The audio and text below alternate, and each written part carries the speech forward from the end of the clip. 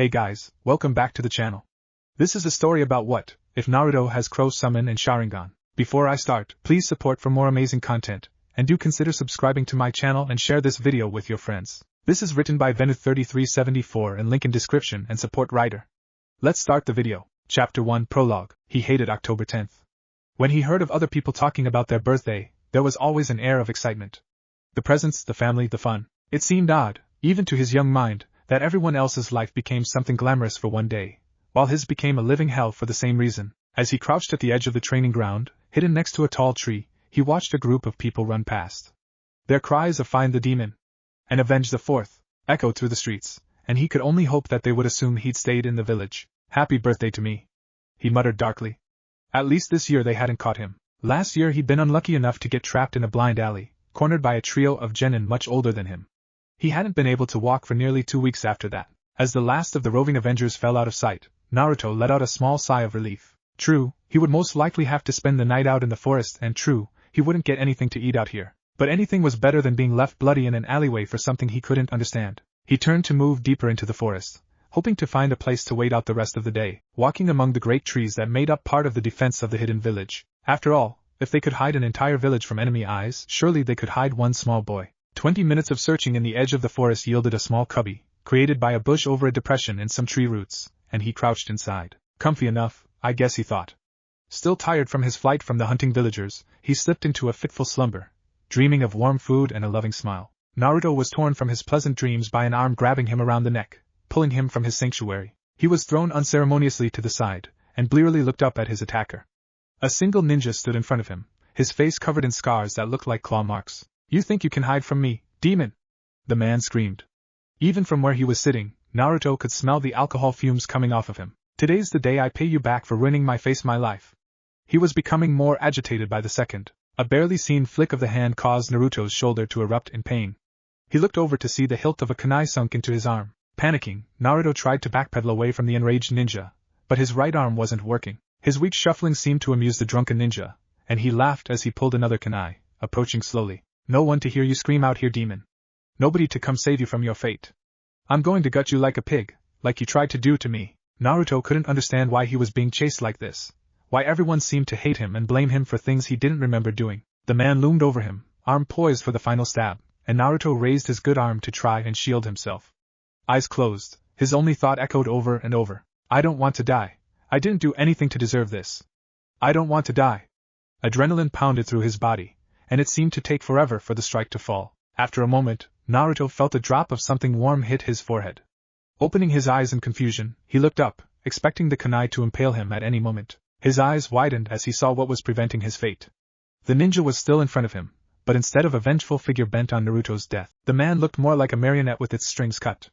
Transparent chains were stabbed into every part of his body, holding him in place. Blood ran from his mouth, and the arm holding the kunai was not just stabbed, but wrapped from elbow to fingertips in the chains. And monster, the word, gasped as the light left the ninja's fear-laden eyes, ripped through Naruto. He just killed a man, a ninja. He recoiled, and the chains recoiled with him. For a second he was afraid they would impale him next, until he looked at the chains again, and followed them backwards. They were coming from him. He reached down, panicked, tried to brush the chains away. The only response from the chains was to pull away from the body of the slain ninja. As it fell, the chains moved back and stopped, poised around him in a protective shell, points outward. Something clicked in Naruto's mind. They protected me? It was a novel concept to him. Nobody had ever protected him, ever helped him. He reached out to one of the pointed ends of the chains, and it curled towards him. He ran his hand over the slightly glowing edge of one spear-like point, only to wince slightly as his finger was cut.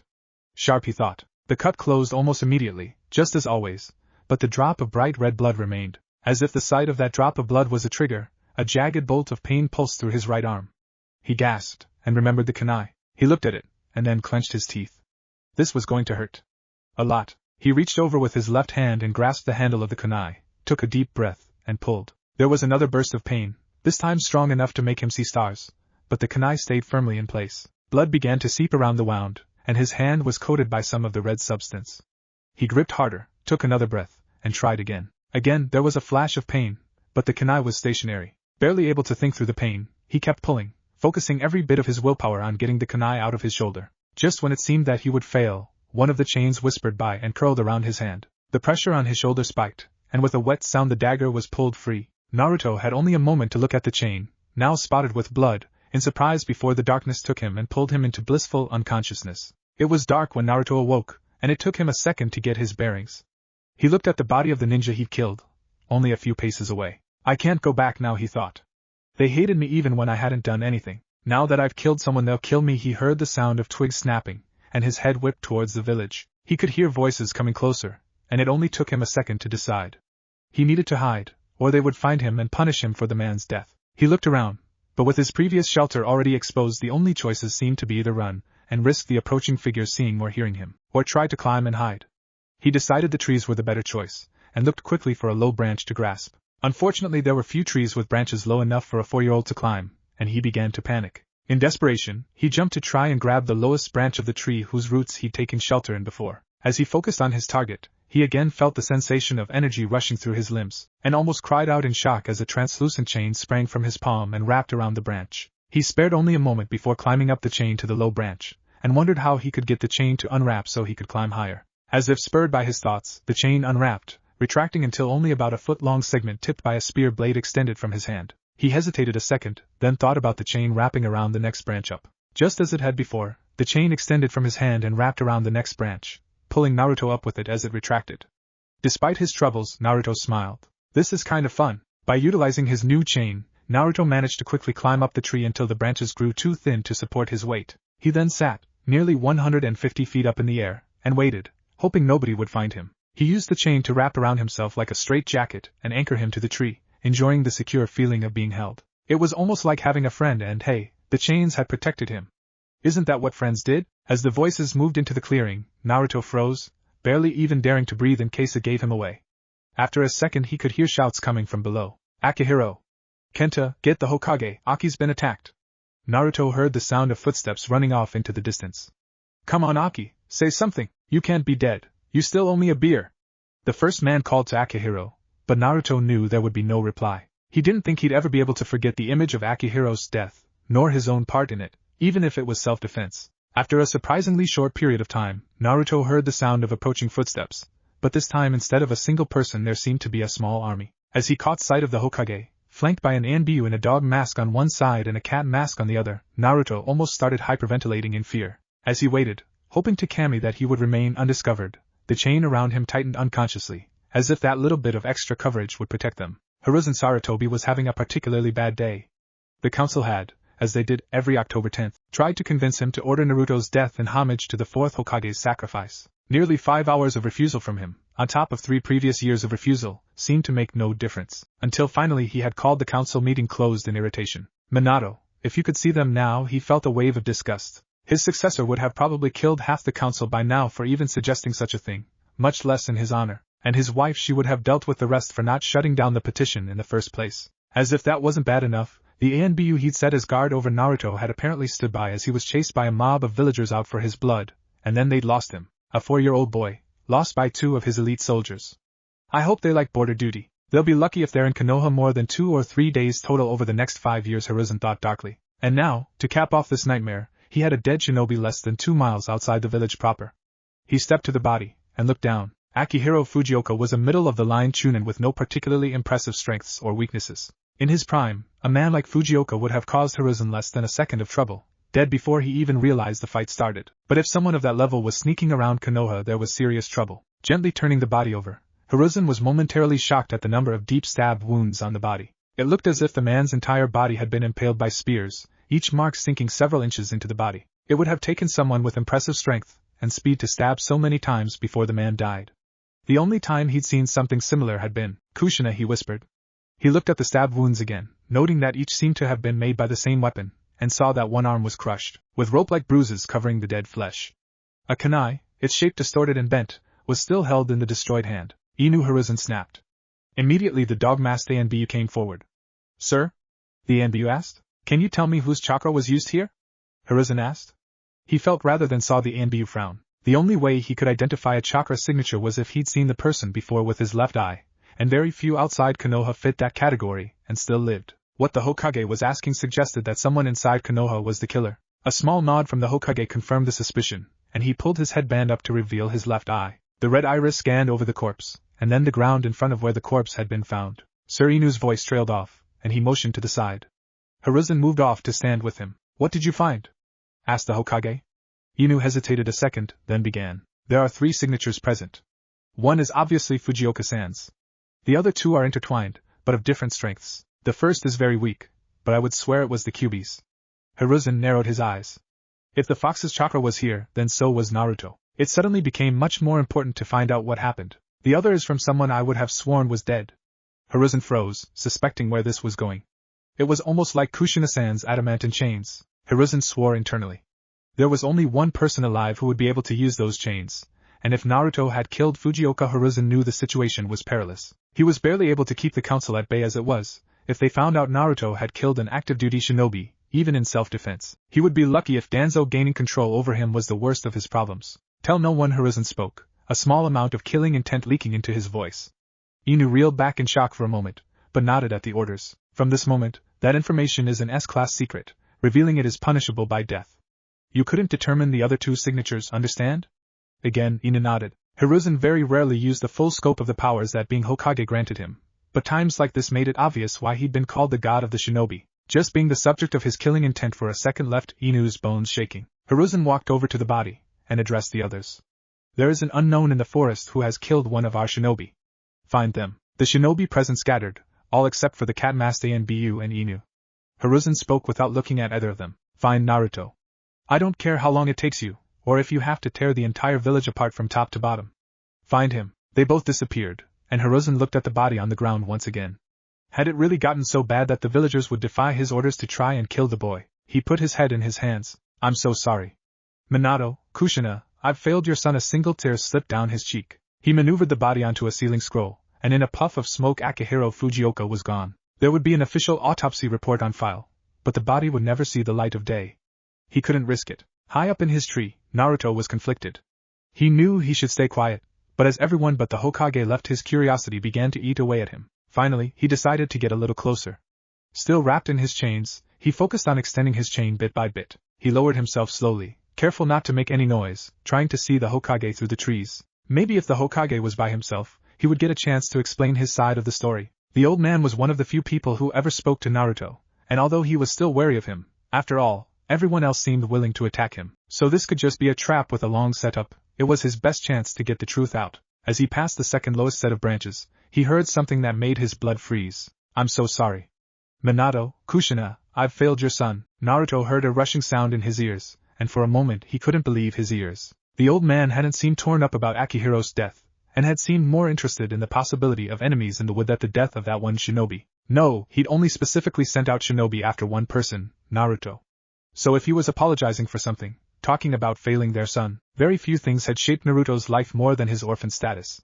Whether or not it was important to most people, they had a lineage. Their parents, grandparents, cousins, aunts, uncles, all the assorted relatives show you where you've come from, and what you could be if you decided to put in the effort, or lack of effort, as a drunk uncle could attest. There was a sense of completeness that came with family, as if no matter what happened you knew you were the culmination of generations of those who'd come before you. Naruto, as an orphan with unknown parents, had no such feeling. For Naruto, it was as if he just appeared one day, hated by everyone around him. There was no family to go to for comfort, no ancestors whose memories he could look to for strength. He was not the latest branch of a large tree. He was the first root of a new tree, one denied the water that is compassion and companionship. He'd imagined what it would be like to know who his parents were, to be a part of a grand tree, but he never really thought it would happen. In one moment, however, he'd had his whole world shifted. Maybe he was grasping at straws, but now he had possible names to put to the idea of parents, the fantasy that had been living only in his mind. For a moment, the joy of discovery was paramount. And then came the anger. That bastard knew! He thought viciously. Unseen by Naruto, his pupils elongated slightly, his blue eyes shifting closer to purple. The chains around him seemed to bow out slightly, as if holding in great pressure. Naruto had wanted to know who his parents were for the entirety of his very short life. As one of the only people who'd ever been kind to him, Naruto had once ventured the courage to ask Hiruzen if he knew who his parents were. Naruto could still remember the kind face he'd put on, lamenting that he did not. And all along the bastard had known. Subconsciously, Naruto began to retract his chain, pulling himself higher. There was no way he was putting himself at the mercy of that man, not after finding out that he'd been denying Naruto knowledge of his heritage. As he once again reached the highest point of the tree, he anchored himself, and settled into wait. He wasn't sure what he would do now, but he knew one thing. He was done with the abuse the villagers put him through. He reached a hand through the links of his translucent chain, and stroked it lightly. He had his first friend, anyways, and maybe the names of his parents. That was more than he'd ever had in the village, and it was something of a relief to think about being free of all the constant beatings and dark stares. As he stared in the stars, Naruto began to smile. This was the worst day of the year for him, but he was still more peaceful now than he'd ever been before. His last thought before drifting off to sleep was maybe October 10th isn't so bad after all. 6 months later, living in the woods was something that every ninja became used to relatively quickly. Border patrols, escort missions, message delivery, and many other types of missions all required minor woodcraft knowledge, and as such there were not insignificant portions of the academy curriculum focused on those subjects. Learning how to live in the woods on your own, however, is not an easy task. Learning how to live on your own in the woods as a 4-year-old was significantly more difficult for Naruto. While not particularly cold, the fire country was prone to its share of rainfall. Naruto quickly learned that, while useful for many things, chains make crappy umbrellas. Those first few weeks, Naruto learned quickly how important a good den was. It was a place for comfort, safety, and storage, often the difference between a cozy nap during a storm and being soaked to the skin for hours. Naruto's search for a den was complicated by the shinobi searching the forest for Akihiro's killer, but with his chain allowing him to stay among the highest branches of Konoha's forests, he quickly moved deeper into the forest. There, he managed to find a small depression midway up a large tree. Using the sharp edge of his chain, he painstakingly made the depression deeper until he could curl up in the hole like a cat. It was the first place Naruto had truly felt safe in, snug in his little tree cubby, and he treasured it all the more because of that. With the matter of shelter taken care of, Naruto's next priority was food. Having grown up in an industrialized village, Naruto had never had to hunt or gather before. He was not sure exactly what he could eat, but remembered a few berries and other natural-looking foods he'd seen in the forest, and decided to try and find something similar. The first berries he'd found had left him sick for days, barely able to move from his cubby hole in the tree. Without his extensive regeneration, it was likely that his young body would have succumbed to the toxins in the berries, and he vowed to never touch the bright red things again. Despite that, and other mishaps, he did eventually work out a few types of berries and roots to eat, and there was a stream flowing close to his tree that provided him with fresh water. Hunting was something that Naruto did only rarely, when he had trouble finding enough berries and roots to keep himself fed. He didn't like killing or blood, and lighting a fire in the forest was always a risky proposition, but it was here that his chains really showed their worth. As his only friends, Naruto spent a large amount of time working with his chains.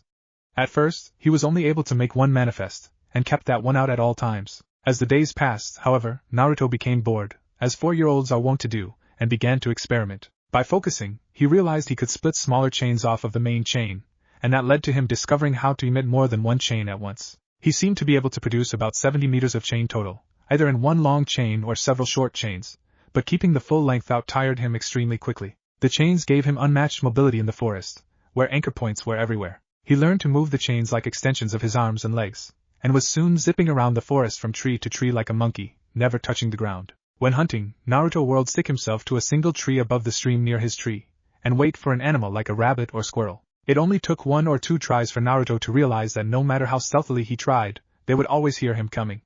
His solution, then, was strike from far away. From his high perch, he would rapidly fire a single chain at his prey, spearing it on the sharp tip and retracting the chain back to himself. This both kept his prey from realizing he was there, and kept his catch from being stolen by one of the few predators that survived outside Konoha. Naruto was, for the first time in his life, more or less content. He had food to eat, an interesting ability to play with, and nobody was trying to kill him for something he couldn't understand.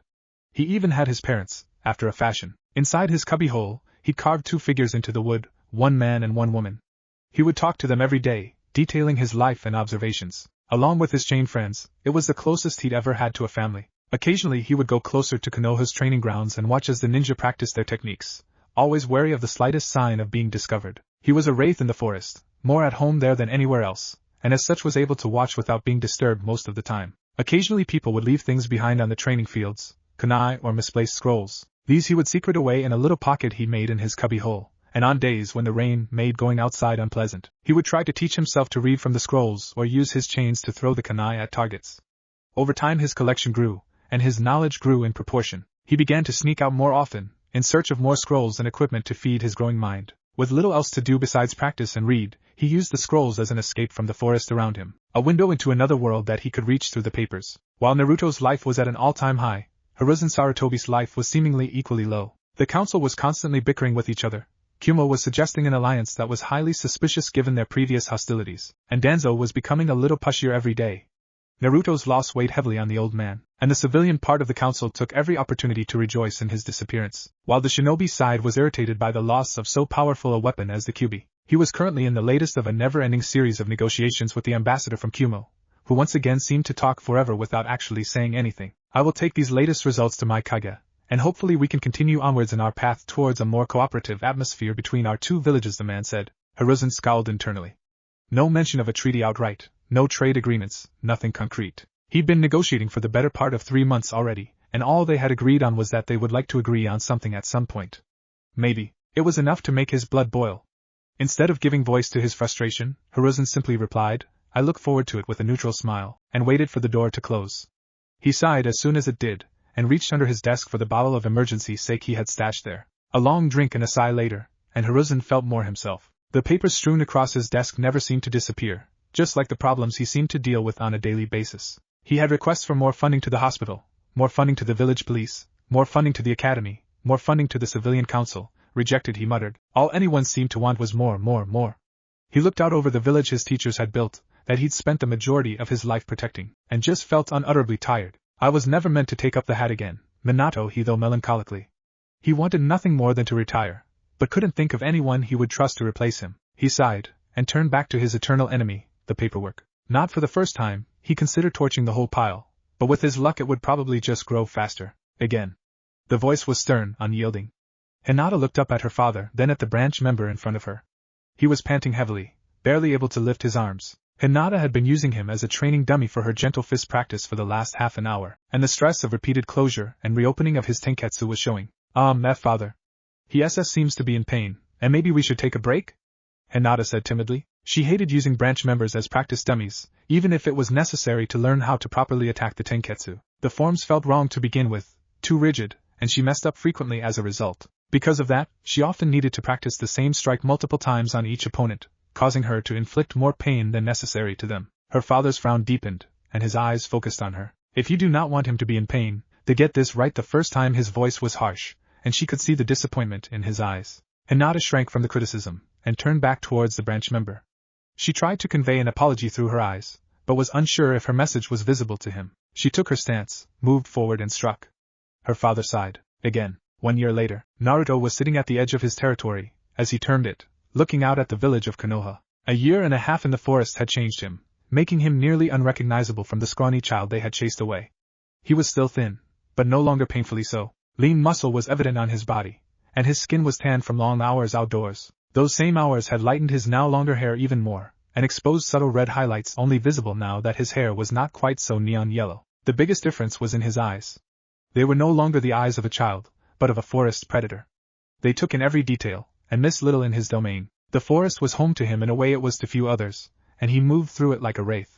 Over the last 12 months he had ventured more and more frequently towards the village, until he now spent at least part of each day observing his former home. Despite the ugliness he'd seen in its heart, when he looked at the sparkling lights in the night, he could almost rationalize going back. They had to have forgotten about Akihiro by now, hadn't they? Of course, in the light of day such thoughts were obvious for the fantasy they were. Murder was murder, no matter how long ago it had happened, and if they ever found out where he was there would be Anbu after him in an instant. So he watched, but never went closer than the edge of the outer training grounds. Today he watched, as he had so many other nights, but was drawn to an abnormally large number of lights coming from one of the clan compounds. It was lit up like a beacon, and there were people running around in chaos. Naruto's curiosity pushed him closer than he'd been to the village proper in over a year. His night vision was superb, and he watched from a tree a mere 30 yards from the village walls as people were shouting "Find her" and Kumo. He had no idea what Kumo was, but it sounded as if they were looking for someone important if the number of searchers was any indication. Although he felt bad that they'd lost someone, it wasn't his problem. Curiosity sated, he turned back to the forest. As he used his chain to jump to the next tree, a figure caught his eye. It was a person in black clothing, mask in place, and running with a sack on his back. Naruto followed, more to make sure the person wasn't going to make trouble in his territory than anything else, and observed the man. He wasn't moving particularly fast, but there was fluidity to his movements that Naruto had seen in some of the higher-level shinobi he'd watched practice. Finally he noticed the sack on the man's back was moving, as if something was alive inside. He moved closer, his chain-assisted leaps through the trees easily matching the man's running pace, and began to hear sounds coming from the pack. They sounded plaintive, and were pitched too high to be anything but a girl's, young by the size of the sack. Naruto froze for a moment, memories of Akihiro flashing through his mind. He may not be a part of the village anymore, but anybody attempting to harm a child in his territory was going to get a rude awakening. From his position in the treetops, Naruto moved ahead of the man by a few dozen meters, and waited. As the kidnapper neared his hiding spot, Naruto concentrated on forming one large spear. A single chain shot from his hand, faster than his eyes could follow, towards the man. At the last second he seemed to sense the attack, and turned to the side. Instead of hitting the man in the center of his chest, where Naruto had aimed, the chain struck him deep in the left shoulder, causing him to drop the sack on his back. It fell to the ground, and Naruto could see dark hair and pale skin through the opening in the top. The kidnapper proved Naruto's previous assessment that his fluid movements were, indeed, an indicator of skill. With only a scant moment of hesitation at the surprise attack, he grabbed the chain in his shoulder and hauled. Naruto found himself flung from the tree and slammed into the ground, hard. He cried out in pain, and his vision grayed slightly. A brat? Now that's just insulting, the man said, moving forward as Naruto's chain dissolved from the shock of hitting the ground. Now that's an interesting ability. Maybe today is my lucky day after all. One Hyuga breeder and a brand new Kekkai Genkai, all for Kumo. I'll definitely get a promotion for this. Naruto felt sick to his stomach. He might not have known much about village politics, but he knew enough from listening to others talk to piece together what a breeder was. He struggled to his feet. You're sick. He coughed out. That hit really hurt, he thought to himself, noting how tender his back was. People are not cows. You can't just kidnap them and use them to make babies. The man laughed. Yes, actually, I can. Should I? That's not for me to decide. I have my orders, and that bitch is going to make me a lot of money. As are you, Mr. Chains. The man was less than 2 meters from Naruto now, and Naruto saw his chance. Instead of the single long chain from before, half a dozen shorter chains burst from his arms and chest. They flew towards the Kumo shinobi, arrowing towards the man's chest. He dodged the first strike, but they curved behind him and struck his back. From that angle they didn't penetrate deeply into his flak jacket, but drew blood. In irritation, the man pulled out several kunai and threw them at Naruto. His time in the woods had honed his reactions to the point where he could see the kunai, but his sore back and energy he'd spent manifesting the chains slowed him to the point where he could not dodge them all. 2 of the kunai missed, but the last sunk deeply into the left side of his chest. He fell to his knees, blood bubbling out from behind his lips. Ah shit. Well, at least I can take his body back. Maybe they can replicate it from there. He heard the Kumo shinobi's voice from in front of him. He fell to the ground, and the last thing he saw before the blackness overcame him was the eyes of the girl he'd been trying to save. Such pretty eyes, he thought. She was looking at him, and he thought she might have been trying to say something, but the dull ringing in his ears and her gag made it impossible to be sure. His last act was to mouth, "I'm sorry. I tried to her." Inside Naruto's mindscape, Naruto opened his eyes inside what seemed to be a sewer. There were pipes running along the walls, and the floor was covered in a thin layer of water. He got to his feet, noticing that his cloths were dry despite the water he'd been laying in, and walked toward the only source of light he could see. It was a series of torches lining what seemed to be a gigantic wall of bars. As he tried to peer into the blackness, he noticed a single point of red light. The light grew larger as it seemed to move closer, and finally it resolved itself into an enormous eye. The being it belonged to stepped into what little light penetrated the bars, which he now realized were a cage, and Naruto marveled at the size. He'd seen foxes before, even if they were a bit rare close to Konoha, but this one had to be at least 50 or 60 feet tall from what he could see, and God only knew how long. "So, you finally decided to show your face, jailer?" The voice boomed throughout the room, echoing off of the walls. "Jailer?" Naruto asked, confused. He definitely didn't remember sending anybody to jail. "You may not be the architect of my prison, but you are its warden. And you've been doing a remarkably bad job of upkeep, if I must say. Not only is this place a dump, but the whole complex is about to come crashing down around us thanks to your noble actions." Its voice was dripping with sarcasm, and Naruto couldn't help but feel a bit defensive. How was I supposed to know he could dodge my chains? Nobody's ever done that before. Granted, only one person had ever been up against his chains, and that had been by surprise. But he'd managed to hunt with them just fine. There is a difference between a drunk chunin and a jonin on full alert for possible enemies. Honestly, I'm surprised you managed to land a hit at all. A small snort escaped from the beast's mouth, and it shifted to get more comfortable. As it did, Naruto was fascinated to see that it had multiple tails. He counted them in his mind. 7, 8, 9, 9 tails, 9 tails. The Kyuubi laughed as shock registered on Naruto's face, but was surprised when he didn't make any move to back away. "Brave little kid, aren't you?" he said. Naruto just shrugged. "I'm dead, or close enough to not matter. What else could you do to me?" The Kyuubi laughed at that, and Naruto's answering smile was genuine. "Not a bad outlook, kid. Figure out the important points and discard the rest. You're not going to die yet," though Naruto looked at him confused. "Didn't you wonder why you were here? I'm sealed inside you by that tattoo on your stomach. Nice piece of work. Your father really was a genius with those things. Anyways, if you die, I die. And even though I can reincarnate, it hurts like nothing else in the world. I've done it once, and don't want to do it again. Naruto almost leapt forward at the mention of his father. You knew my father? What was he like? The look the Kyuubi gave him was exasperated. Priorities, Kit. I'm patching up your body as fast as I can, but I'm limited in how much I can do from in here. I can give you chakra, but you are the one that needs to direct it. Naruto settled down, but vowed to get everything the Kyuubi knew about his father from the furball. Somehow. But what can I do? He already dodged my chains, and if I make any more they won't be long enough to reach him. Naruto asked plaintively. The smile the Kyuubi gave him was positively wicked. Kid, with as much chakra as I'm going to feed into you, you'll have chains coming out of so many places you won't know what to do with them. Just feed the chakra into your chains, and take the bastard down. Now get going, I've got work to do and you've got a jackass to terrify. Naruto was just about to ask how to get back to his body when the jail around him started fading. As he disappeared from view, the Kyuubi stared at the spot he'd been standing in. Another fucking chain user. Maybe if I keep this one happy he'll set me free when he dies and maybe he'll fix this dump up before that. Real world. Naruto opened his eyes, and the first thing he saw was the shocked face of the girl he'd been trying to save. She had tears running down her face, but had apparently been so surprised by his survival that she'd stopped crying temporarily. She's got no pupils, cool, he thought to himself. His body felt stronger than he could ever remember it feeling before, even with the pain from the kunai stuck in his chest. With a wet sound the kunai was pushed out of his chest, and a second later the wound healed.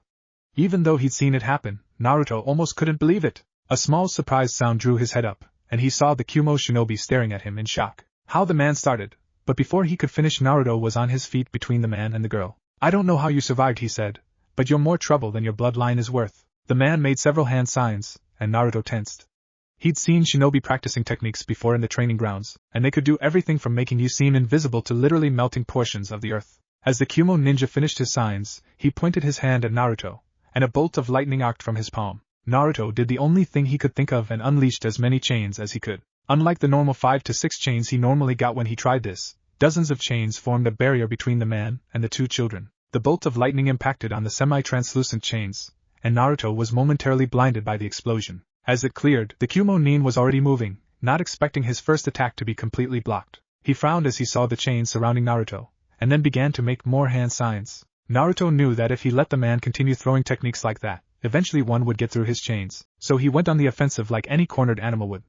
The chains uncoiled and shot toward the shinobi, chasing him as he tried to dodge. They weren't staying in one stable chain either. New chains branched from the sides of existing chains as he dodged, making dozens of cuts appear from close calls. Naruto was no longer consciously controlling the chains, simply allowing instinct to take over. The Kumo ninja was in good shape, and had a large amount of experience, but with one arm out of commission from Naruto's first attack and the chain's endless attacks it was only a matter of time. A chain managed to spear his right calf, and with the loss of mobility another hit his left thigh. As he raised good arm to try and destroy the chains with a kunai, another chain speared his bicep. He was now immobile in a forest of chains, all of them pointing their sharp ends toward him. Naruto was breathing heavily now, not only from the exertion of the fight but also with the effort of keeping himself from killing the Kumo nin. The new strength flooding his system wasn't just making him more powerful, it was making it more difficult to control himself. He wanted to send his chains into the Kumo man's chest, wanted to see his blood spill out, and watch as the light left his eyes. The chains were almost shaking with the effort of the opposing desires, as Naruto fought to impose his humanity over the savage instincts.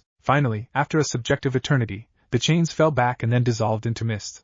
The Kumo nin fell heavily to the ground, all 4 limbs crippled. Naruto moved, spared a glance to make sure the man wasn't moving, and then turned to the girl bound beside him. He first removed the rest of the sack from around her, and then freed her hands and feet. Lastly, he removed her gag. Are you all right?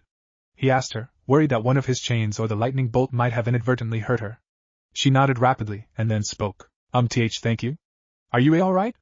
She asked, looking at his chest where he'd been stabbed. Smooth skin was all that showed through the hole in his ragged shirt, and he shrugged. I'm fine, I heal fast. Naruto could almost swear he heard a vulpine snort from deep inside his mind.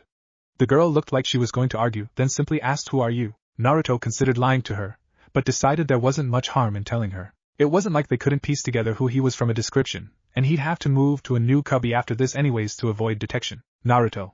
Uzumaki Naruto, he answered, holding out his hand. The girl hesitated a moment, then took his hand. Hyuga Hinata, she said timidly.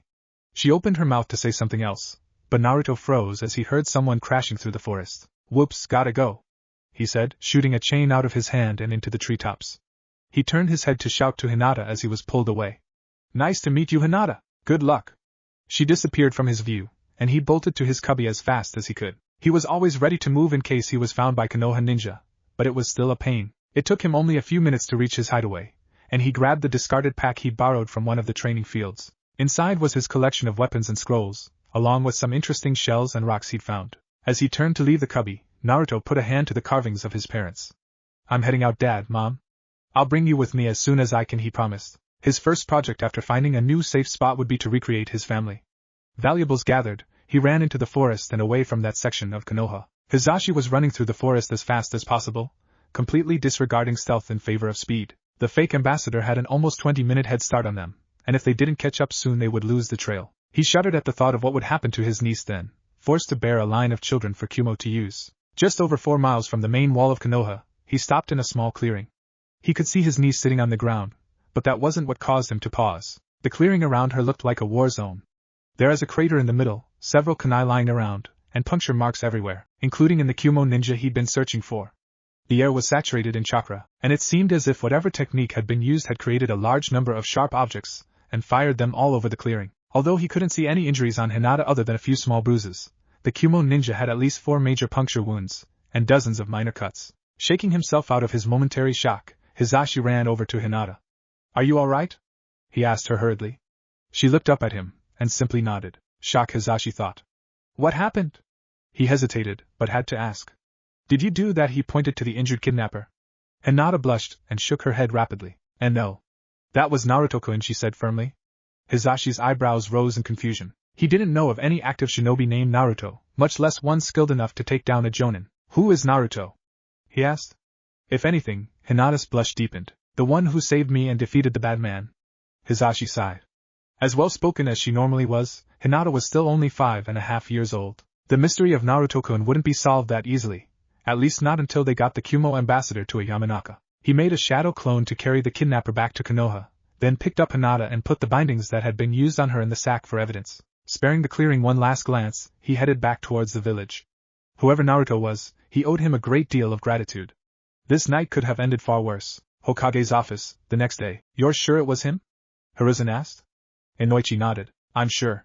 He looks a little different, but anyone living in the woods for over a year is bound to look less than sophisticated. And those were definitely the adamantine chains. The only thing I don't get is the sheer number of them. If I remember correctly, even Kushina-san could only make about 12 or so. He had to have made at least 5 times that number, not counting the sub-chains he split off." Inoichi was impressed despite himself. After all, it wasn't every day a 5-year-old managed to take down a jonin. It's possible the stress of a life-or-death situation allowed him to tap some hidden reserves. Hiruzen said. He purposefully avoided mentioning the Kyuubi. Inoichi, like all of the council members, knew of Naruto's prisoner, but the less attention drawn to it the better. Inoichi nodded, then continued. "So what do we do?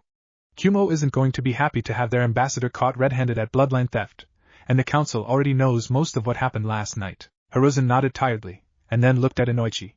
He hated secrets. "Alter the report. The man who took down the ambassador was a 15 to 16-year-old woman wearing an IWA headband. That's what the report will say. We will claim it was an opportunistic plot to start tensions between our nations." Inoichi bowed his head. "And how do we deal with the Hyuga heir claiming Naruto-kun as her savior?" "She's 5," Hiruzen said shortly. 5-year-olds are prone to misremembering events or plain fabrication. It is imperative that Naruto not be credited a kill at this juncture, especially against the jonin. You know as well as I do that the council would call for his immediate retrieval and execution." Inoichi was never one of those who equated Naruto with his burden, but as a council member he knew well how bloodthirsty they could be in regards to the young blonde. He hesitated though. "What about Naruto?" he asked. "He's obviously still out there, and I doubt he's moved too far from Konoha. If we can find him, we should. It's dangerous out there on your own." Hiruzen looked down, still burdened by the guilt he felt over Naruto's disappearance almost 2 years ago. "I'll send Inu and Kat. They already know most of his capabilities, and they watched over him when he was younger. It's possible that he might trust them enough to believe their intentions are good if they find him." Inoichi looked as if he was going to argue, but Hiruzen continued. "He's already managed to evade patrols for almost 2 years. If I send a large force after him he'll probably notice it from miles away and either hole up, in which case we'll probably never find him, or run farther, in which case someone else might find him. Kat is good at her job, and Inu is one of my best trackers. They can do this." Inoichi nodded once, and left the office. Hiruzen sighed again, and looked at the picture of Minato that adorned the wall next to the other Hokages. "Be safe, Naruto," he whispered. Hyuga compound. Night was a quiet time in the Hyuga compound, with the majority of the clan firmly subscribing to the notion of Hyuga sophistication and superiority. Any attempt at rowdy behavior at night would be swiftly discouraged. Inside of her room, Hinata was getting ready for bed. Her bruises were still slightly visible, but liberal application of healing creams and rest had helped soften them from ugly purple blotches to faint yellowish discolorations. As she slid between the sheets, she looked out of her window towards the forests outside the Hyuga compound. "Good night, Naruto-kun," she whispered, already falling asleep. She was a little worried about nightmares of kidnapping, but knew that if they came she'd be protected by a blonde boy surrounded by chains. In the forest surrounding Konoha, it had taken Naruto the better part of a day to travel far enough that he felt safe, moving almost a quarter of the circumference of Konoha in his flight. Once again, he'd created a cubby for himself in an old tree, and was safe and secure in his new hideout. He'd immediately begun recarving his family, and the new versions were more realistic. As the stars twinkled above the forest, he looked over at his family. "Good night, everyone," he murmured sleepily. In the fading light, he could almost imagine they were smiling back at him. His last sight before sleep claimed him was of his family. His father stood tallest, and Naruto had modeled him after himself. His mother was shorter, and her hair was longer. Naruto's limited carving skills meant she wasn't very feminine looking, but he did the best he could. Lastly, a little off to the side was a new carving. A small girl with large eyes looked down over him. As he drifted off into sleep, his dreams were filled with memories of a shy girl in a never-ending forest. Chapter 1. Konoha was a village based on order. Originally founded amidst the chaos of the warring clans era, it was conceived as a refuge from the constant uncertainty that plagued the ninja of that time. It was created in stages. At first nothing more than an area commonly occupied by the Senju and Uchiha clans, then a fortified town that drew more clans from the surrounding area, and finally a bustling village with both shinobi and civilian aspects. As shinobi from multiple clans came together, the need for a formalized ranking system to measure their relative skills was realized. It was relatively simple: Genin at the bottom, then Chunin, the Jonin, then Kage at the top. From the ranks of Chunin and Jonin, the ANBU chose the most promising, forming their elite core for the good of the village. It could be said, therefore, that an ANBU Jonin was the best of the best, a shinobi honed into the most refined weapon possible. Currently, 2 of these refined weapons were being outwitted by a 5-year-old. "It's been almost 3 months. Kat complained. It was raining again, and she liked being wet no more than her namesake. 3 months of searching Konoha from top to bottom. How do we even know he's still out here? Inu simply shrugged and replied, "You heard the Hokage. He was still here when Kyumo tried to kidnap the Hyuga heiress. If he'd hung around that long, there's no reason to suspect that he's moved on. These forests provide him with food, water, and shelter if that cubby hole we found is anything to go by." They'd found a little hideaway 2 weeks into their search by sheer chance, when Inu had noticed a series of marks in the bark of the tree from Naruto's chains. "Why leave when you have everything you need?" Kat huffed at him. "That's another thing. That damn cubby was almost 50 feet up in the air. We can't search the entire forest up and down every tree. Hell, the entire ANBU couldn't do that in 30 years. It wasn't that Inu couldn't understand her frustration. He, too, wished that they could just find the boy and get back to more important things. A small part of him, however, was impressed at how thoroughly the boy had managed to evade 2 trained ANBU. If he was this good at stealth now, how would he be with some decent training? It was a scary thought. Well, we know he's not here, so that's a start. And we don't have to search every tree from top to bottom. Just look for the marks on the lowest branches like last time. We'll find him eventually." He motioned, and they moved towards the next search grid. 15 down, 200 more to go. High in the trees above them, Naruto smiled to himself. It was irritating on some level to have to hide from 2 active seekers in what he considered his home, but the constant evasion was keeping his mind occupied and his senses sharp. At first he'd stayed as far away from the 2 as possible, keeping to the higher parts of the treetops to avoid being seen. As days turned to weeks and eventually months, Naruto turned it into a sort of game. He would follow them around, getting closer and closer, seeing how close he could get before they noticed him. A few times it had seemed like they'd sensed his presence, but so far he'd managed to reel himself back and avoid discovery through either skill or luck. His true lucky break, however, had been overhearing a conversation between the 2 about how they'd found his previous home. He never thought about the marks his chains caused, nor how they could be used to track him down. Ever since that day he'd religiously avoided using the lower branches as anchor points, and kept to the canopy as much as possible. He knew that, fast though he was, he'd never be able to outrun trained shinobi if they found his trail, so he was careful not to leave marks where they could be seen from the ground. It meant a little more effort to extend his chains higher, but the practice was good for him and the safety was worth it. While his game of hide and seek was an entertaining pastime, Naruto had begun to spend less and less time in the deeper parts of the forest, instead choosing to spend the majority of his free time observing the practice fields used by Konoha's shinobi. What had started out as a way to pass the time had quickly morphed into an obsession after he had stumbled across a ninja practicing fire jutsu. Watching a seemingly ordinary human breathe fire or sink into the earth like a mole was endlessly fascinating to watch, even if Naruto had no idea how it was done. While he had not, as of yet, figured out how the hand movements were connected to the jutsu's final results, he could watch them practice with their weapons and taijutsu stances and try to mimic them. Over the last few months he'd switched targets several times, but only his latest had held his interest consistently for longer than a week or 2. He'd originally found the training ground by accident, as he traveled farther than normal in his search for edible berries and nuts in the forest. The rapid thunk sound of kunai hitting wood had drawn him forward, and finally ended at a training field nearly a mile away from any other. There, he'd seen something that had staggered him, had led to him returning every day for nearly 3 weeks now. The person training at the field was a boy, no older than 12, with dark hair and stark features. The boy had been standing so still that Naruto almost hadn't realized he was there until he exploded into motion. In a series of movements Naruto was unable to follow, the boy threw several kunai. The first was deflected by the one's throw after, and the path of the blade seemed to curve entirely around a tree. When the boy finally allowed the kunai to sink into the tree, it was in the dead center of a target that Naruto had failed to notice. Naruto had, at this point, seen many amazing things. Lightning being called to people's hands, water forming into giant dragons, even techniques that turned the earth itself against an enemy. But none of the people he'd seen perform those techniques had shown the same level of commitment, of absolute concentration Naruto saw here.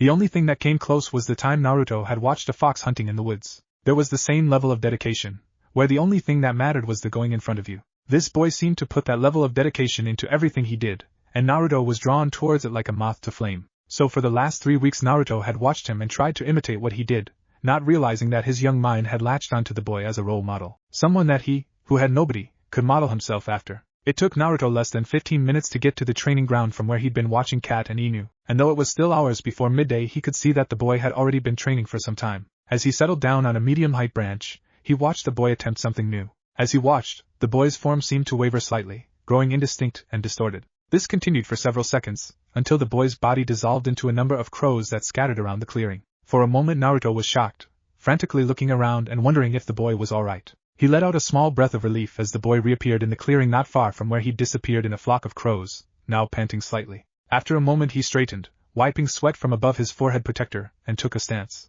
Naruto leaned forward slightly, excited to see what he would do next. The boy made the same flicking motion with his hand Naruto had come to recognize over the last 3 weeks, and kunai blurred away from him. Unfortunately for Naruto, it was only as the kunai slammed into the tree bark an inch to the right of his head that he noticed the boy was no longer standing in the field. He froze, and was about to bolt when he felt something cold and sharp against his neck. "I have some questions for you," came in a motionless voice from behind him, "and I think it's in your best interests to answer them truthfully." Uchiha Itachi was never the most sociable person. A pacifist by nature, he had been pressured by his family to live up to his status as the heir to a ninja family for his entire life, and had withdrawn from others when it became obvious that they did not share his aversion to violence. The Uchiha were the best, his family maintained, and therefore above petty things like worrying about the damage you caused your opponent, or how your actions would influence others' lives. After all, if they weren't Uchiha, why did they matter? Except they did, to Itachi, and this made any interaction with his family complicated. Training had been an escape for him, his rising skill used as a deterrent so that he didn't have to participate in the violence he so abhorred. Despite his fearsome reputation, he hadn't had to kill anyone on a mission in almost 2 years, preferring to simply avoid bloodshed if possible, an attack to incapacitate if forced. Inside the Uchiha compound, his reputation managed to keep him from being challenged, but had furthered his isolation until there was really only 2 Uchiha who looked at him as a person and not a weapon. Combine this with his naturally quiet demeanor, and Itachi became the kind of living ghost that most people avoided. A silent warrior that made people uncomfortable just by existing in their vicinity. Itachi, true to his nature, had chosen a training ground far away from the normal bustle of the village where he could keep to himself and hone his skills away from the fearful eyes of the villagers. His training grounds had served him well, as his recent appointment to the ANBU Corps could attest, and he constantly pushed himself. Out here he could forget all the disagreements with the clan, the awe-filled gazes of the villagers, and simply concentrate on the joy of honing a skill to perfection, on overcoming a challenge and becoming stronger for the achievement. So it had confused him greatly when, starting a week and a half ago, he no longer felt the normal serenity that made his isolated training ground so important to his state of mind. Confused, he pushed himself harder and harder, hoping it was simply a passing feeling, but it had persisted through everything, making him uneasy in what had been a sanctuary. Finally he had forced himself to look at the problem from another angle. As far as he knew, there had been no change in him, and if he hadn't changed then his surroundings had. Since his main reason for being all the way out in the woods was solitude, it followed that an intruder would cause his uneasiness. Itachi's plan to catch the intruder was simple: wait until he began to feel uncomfortable in the training field, then use an area-wide genjutsu, and see if anyone reacted to it. As he'd cast the technique, he heard a slight sound of surprise coming from one of the trees that surrounded the training ground. A quick look with his sharingan activated had allowed him to make out the chakra network of a hidden figure. Not reacting to the presence, he'd taken his stance, and flung several kunai out in a deflection pattern. As soon as the last blade left his hand, he'd quickly shunshin behind the figure, reflexively pointing a kunai at the carotid. He was surprised at how small the figure was from behind, But ninja were rarely what they seemed, and more dangerous things had come in smaller packages. I have some questions for you, he intoned emotionlessly, and I think it's in your best interests to answer them truthfully. And that was when everything went to hell. Itachi was a master of the sharingan, and one of the most skilled ninja in Konoha. Chakra allowed ninja to do many amazing things, and he'd become somewhat jaded to the bizarre. But seeing several thick pointed chains burst from the small figure in front of him without any hand signs or visible chakra molding nearly shook him. The fact that those chains were nearly invisible to the sharingan, even a fully matured one like his, pushed him over the threshold. He was too well trained to be caught flat-footed, even shocked as he was, but it was surprisingly difficult to dodge the initial explosion of chains. As each chain exploded outwards in a straight line, numerous small side chains burst from the links in even intervals. The combination of the surprising nature of the attack and the nearly invisible state of the chains forced Itachi to move back, reflexively dodging the projectiles, and stare in shock at the figure that had been spying on him for the last several weeks. His first thought was that it was an Inuzuka. He had the feral demeanor of one of the Nikken users, and his ragged appearance suggested an animalistic approach to hygiene. But closer inspection showed major differences. While the Inuzuka could rarely be bothered with niceties like repairing a worn patch on a jacket or pants, the clothes the boy was wearing were clearly past the worn stage and into complete destruction. His pants barely came below the knees, and he seemed to be wearing a short vest that was all that remained of an orange jacket. He was barefoot, and his feet had a leathery texture to them, easily gripping the rough tree bark without discomfort. But it was the face that held Itachi's attention. Long reddish blonde hair fell just above his shoulders, framing a face almost identical to one Itachi had not seen in nearly 6 years. The color is wrong, but he looks just like the yondaime. The thought was so unexpected that Itachi nearly lost his grip on the branch he was standing on, staring at the figure as if seeing a ghost. The yondaime had visited the academy several times during Itachi's tenure there, sometimes teaching and sometimes observing others teach, Kakashi and Kushina being the two he showed up with most often. Seeing the boy shift his weight in preparation to flee, Itachi made a quick judgment call. Taijutsu was ill-advised with those chains curving around him like the heads of a hydra, and ninjutsu would most likely cause more damage than he wanted. His decision was inevitable. He caught the boy's eyes again, startlingly blue eyes meeting red, and a quick hand sign initiated the illusion technique. Itachi watched as the boy's eyes dilated, then closed.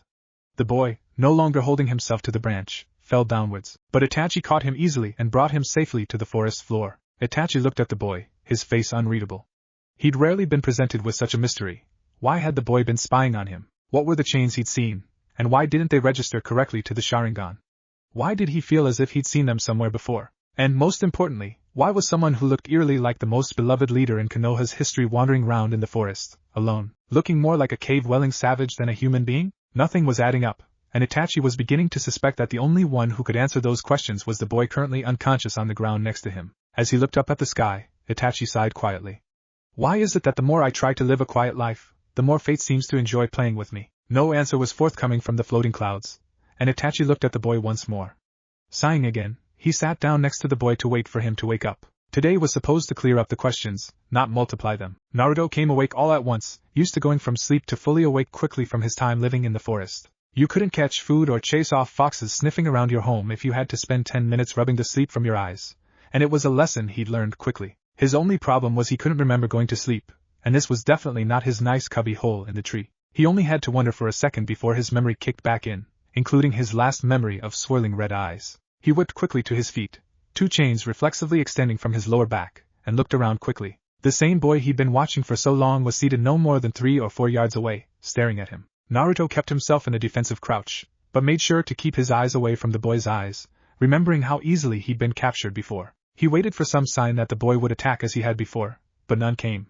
He simply watched Naruto, not moving, and waited. Itachi had been surprised at how quickly the boy had gone from completely asleep to fully alert, but now he was faced with a conundrum. The boy was extremely wary of him, and unless he wanted to continually knock the boy out, those chains would make things difficult. If he wanted to get answers to any of his questions, he had to find a way of gaining the boy's trust, at least a little, and that would be difficult with someone as wary as he obviously was. He had just decided the best way was to try and talk to the boy and see if he was able to get some information when he heard the boy's stomach growl loudly. At first Itachi didn't recognize the sound, but the boy in front of him shrank lower into a crouch, and a slight blush colored his face. Itachi almost laughed out loud, and a small smile did manage to make its way onto his face. He reached back to get a ration bar out of one of the pouches on his waist, but stopped as the chains pointed toward him began to wave back and forth like snakes. Interestingly, without his sharingan active he could see them perfectly well. Another mystery to add to the list, he thought. Moving extremely slowly so as to not startle his quarry even more, Itachi pulled a ration bar out his pack and showed it to the boy. He wasn't sure that the boy recognized it, but he wasn't running or attacking, which Itachi took as a good sign. Keeping his expression neutral, he lightly tossed the bar at the boy.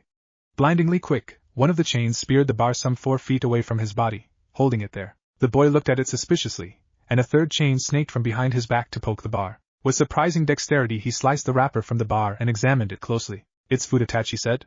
The boy jumped slightly, and Itachi was worried he would bolt for a second. Itachi slowly brought another ration bar from the same pouch and unwrapped it, then took a bite. The boy watched him chew and swallow, then gingerly brought his captured bar up to mimic Itachi.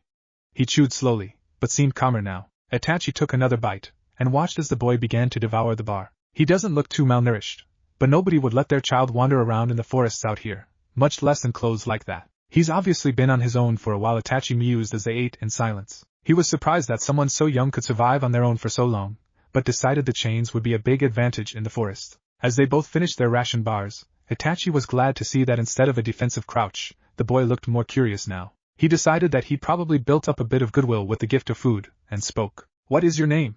Itachi asked. The boy seemed confused for a second, and then croaked out Naruto. His voice was scratchy and hesitant, as if he hadn't spoken in a long time. It further validated Itachi's theory that he'd been alone for a long time. "I'm Itachi," he introduced himself. He watched as Naruto tried to pronounce his name several times, finally seeming to grow comfortable with it. "Were you the one watching me for the last few weeks, Naruto?" Itachi watched as Naruto's face drew in on itself, and his eyes began to whip back and forth, as if looking for a path to run. "I'm not mad, Naruto, just curious," Itachi said. Naruto nodded timidly, still looking uncomfortable. "Why?" Itachi asked, genuinely curious. If he was trying so hard to remain unseen, why spend time spying on a shinobi, the one type of person most likely to notice? Naruto reached around his back, and pulled 2 worn kunai from his back pocket. Itachi went on high alert, although he was outwardly unchanged. Naruto turned toward a tree, still keeping Itachi in his field of vision, and threw the kunai, one after the other. The second kunai hit the first, and threw it off course, causing it to hit a tree handle first. He was trying to learn the deflection technique. Itachi thought, shocked. The technique was difficult even for him, and widely regarded as impossible for anyone without a sharingan. Then he managed a rudimentary deflection at his age, even if it hadn't worked correctly, was amazing. He noticed the scowl on Naruto's face, and watched as he pulled out 2 more kunai, and repeated the throw. This time the deflected kunai landed point first, although it only penetrated a small way into the bark. Itachi stood, shocked. He had never thought that someone without the sharingan would be able to manage the calculations required for a deflection, much less from simply observing someone else do the technique. He watched as Naruto used one of his chains to retrieve the fallen kunai and tucked them back into his pocket, looking more satisfied now that he'd gotten at least some success with the kunai. "Where did you learn to throw kunai like that? Did your family teach you?" Itachi asked, curious now. He immediately regretted his question when he saw Naruto draw in on himself again. He cursed at himself silently. If he was related to the yondaime, an orphan, his family was probably dead. It was the most likely explanation for why a boy with an obvious bloodline was alone in the woods, especially in a village like Konoha that practically worshipped those with a Kekkai Genkai. Uncharacteristically ashamed of himself, he tried awkwardly to apologize. "I'm sorry, I shouldn't have asked. I know many people who've lost their family, it's very difficult." It was even true. Death was common in the ninja world, and almost every active Konoha shinobi had lost family in the line of duty. He was surprised when Naruto looked at him sharply. "I have a family," he exclaimed. Itachi watched warily as one of the 2 chains hovering around Naruto began scratching at the ground. "See," Naruto said. "My family?" Itachi moved slowly, and Naruto backed away slightly as he came closer. Itachi looked down to see 2 crude drawings in the dirt of a man and a woman standing side by side. The man was labeled Minato and the woman Kushina, with a small picture to the side of a boy with chains coming out of him labeled Naruto. Itachi reeled back slightly as the pieces clicked into place. He remembered where he'd seen those chains before. One of his last lectures at the academy before the Kyuubi attack had been on Kekkai Genkai and their use in the ninja world. It had included basic introductions on all of Konoha's main bloodlines, but part of the lesson had been taught by Kushina Uzumaki and focused on always being wary of unknown bloodlines. She'd emphasized the point by manifesting several chains that had quickly bound another instructor before fading. He'd only seen them for a second, and never with the Sharingan active, but he was sure of it, and if he had inherited her bloodline and his father's name was Minato, with his appearance Itachi could feel a large headache building. The most powerful ninja Konoha had produced since Hashirama Senju had had a son with one of the most skilled jonin in the village and inherited her bloodline, and nobody knew. Not only that, but he lived in the woods like a savage. "Again, I'm sorry, Naruto. I didn't mean to imply that you had no family," he said slowly. "This would require delicate handling." "Naruto, how long have you and your family been in the forest?" Itachi asked. If he could get some sort of timeline, he could begin to figure out what had led to this. Naruto frowned. "Don't know," he said, shrugging. "I was 4. It was a long time ago. If what Naruto was saying was true, he'd been in the woods for around 2 years on his own. That he'd survived at all, much less remained unseen, was an amazing feat. Now came the important question. Naruto had seemed open enough to Itachi after he'd fed him, but Itachi knew this was treading into sensitive territory. If any subject would scare him off, this would be it, but it was too important to ignore. Why did you go into the forest, Naruto? Why not stay in Konoha? As Itachi had feared, Naruto began to pull inward. His knees came up to his chest, and the chains wrapped around him until he seemed cocooned. Itachi was about to say something, to try and break him out of his fugue, when he heard Naruto answer, "They tried to kill me." It was almost a whisper, but the sheer amount of despair in his voice reminded Itachi of the first time he'd had to kill in combat. It was the kind of soul-deep pain that stayed with you, buried but always there. He tried to kill me, but my chains killed him instead. So I went to the woods. I'm free there. Itachi caught the phrasing, and immediately began to piece together a possible scenario. He killed someone in self-defense with his Kekkai Genkai, and was so scared of what the village would do that he abandoned it entirely. Itachi had seen the kind of snap judgments the civilians could make. If a bloodline user was seen killing civilians, it would be bad.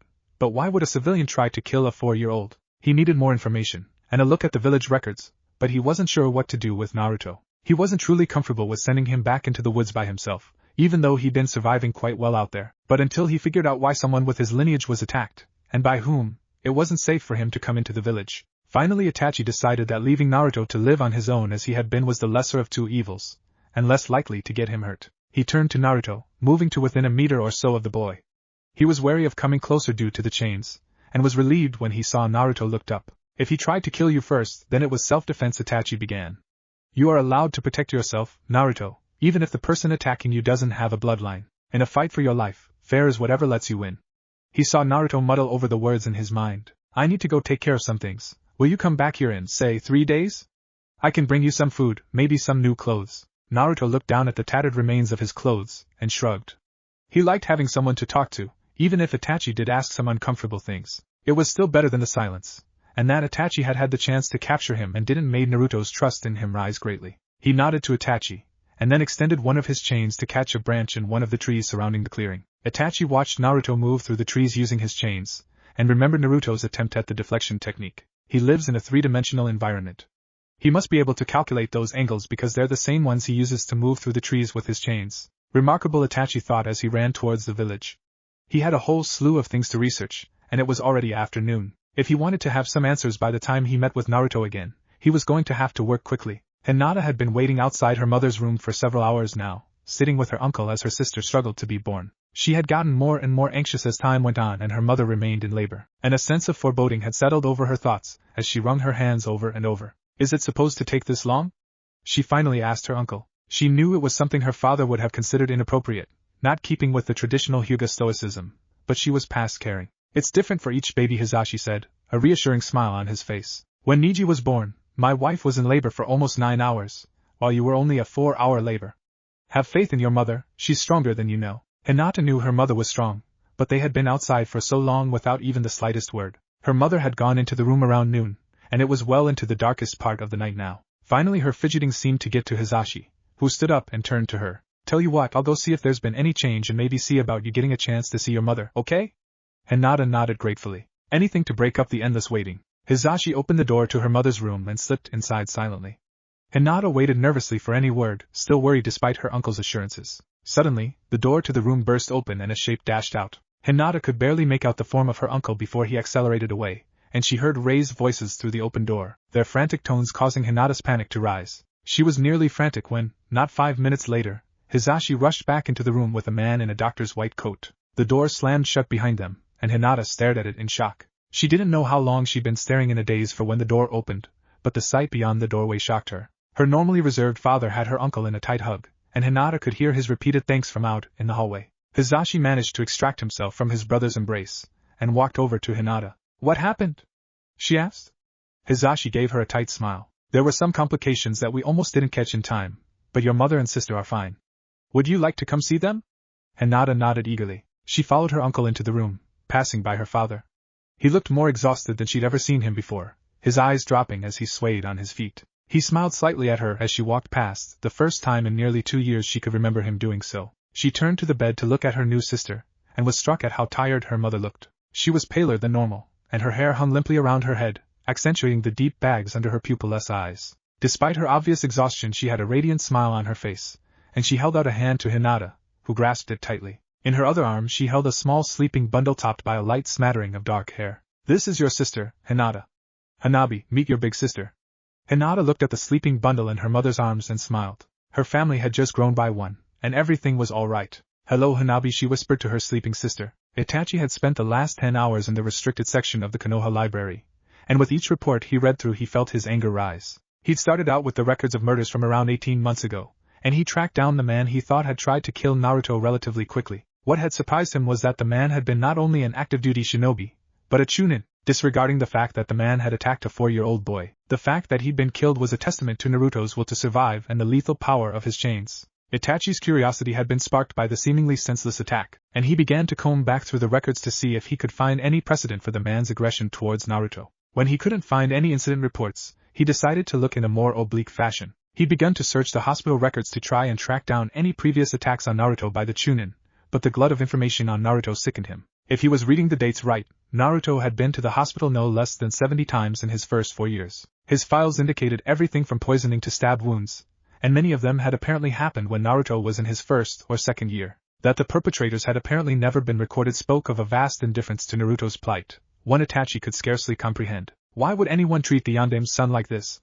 More, how could they treat a toddler like this, regardless of whose son he was? Itachi sat in his room that night, working over the information in his mind, and came to one conclusion: Naruto was not safe in Konoha, at least not as he was. His chains were a large advantage, but he was woefully inexperienced in using them against another human being, and would probably be outmaneuvered by the average chunin. If what Itachi suspected was true, Naruto would be facing a lot more than one chunin if he returned to Konoha. Itachi looked at the wall his room shared with his brothers, and his resolve hardened. If Naruto wasn't safe in Konoha as he was now, he would have to make him strong enough to survive. Naruto had no one else, and Itachi wasn't sure how high the conspiracy against him went. Some of those injuries would have been enough to have the perpetrator executed, and they would have taken time to inflict. That they'd happened repeatedly without catching any of the perpetrators suggested the cover-up went high, possibly to the top. No, he couldn't trust anyone but himself with this.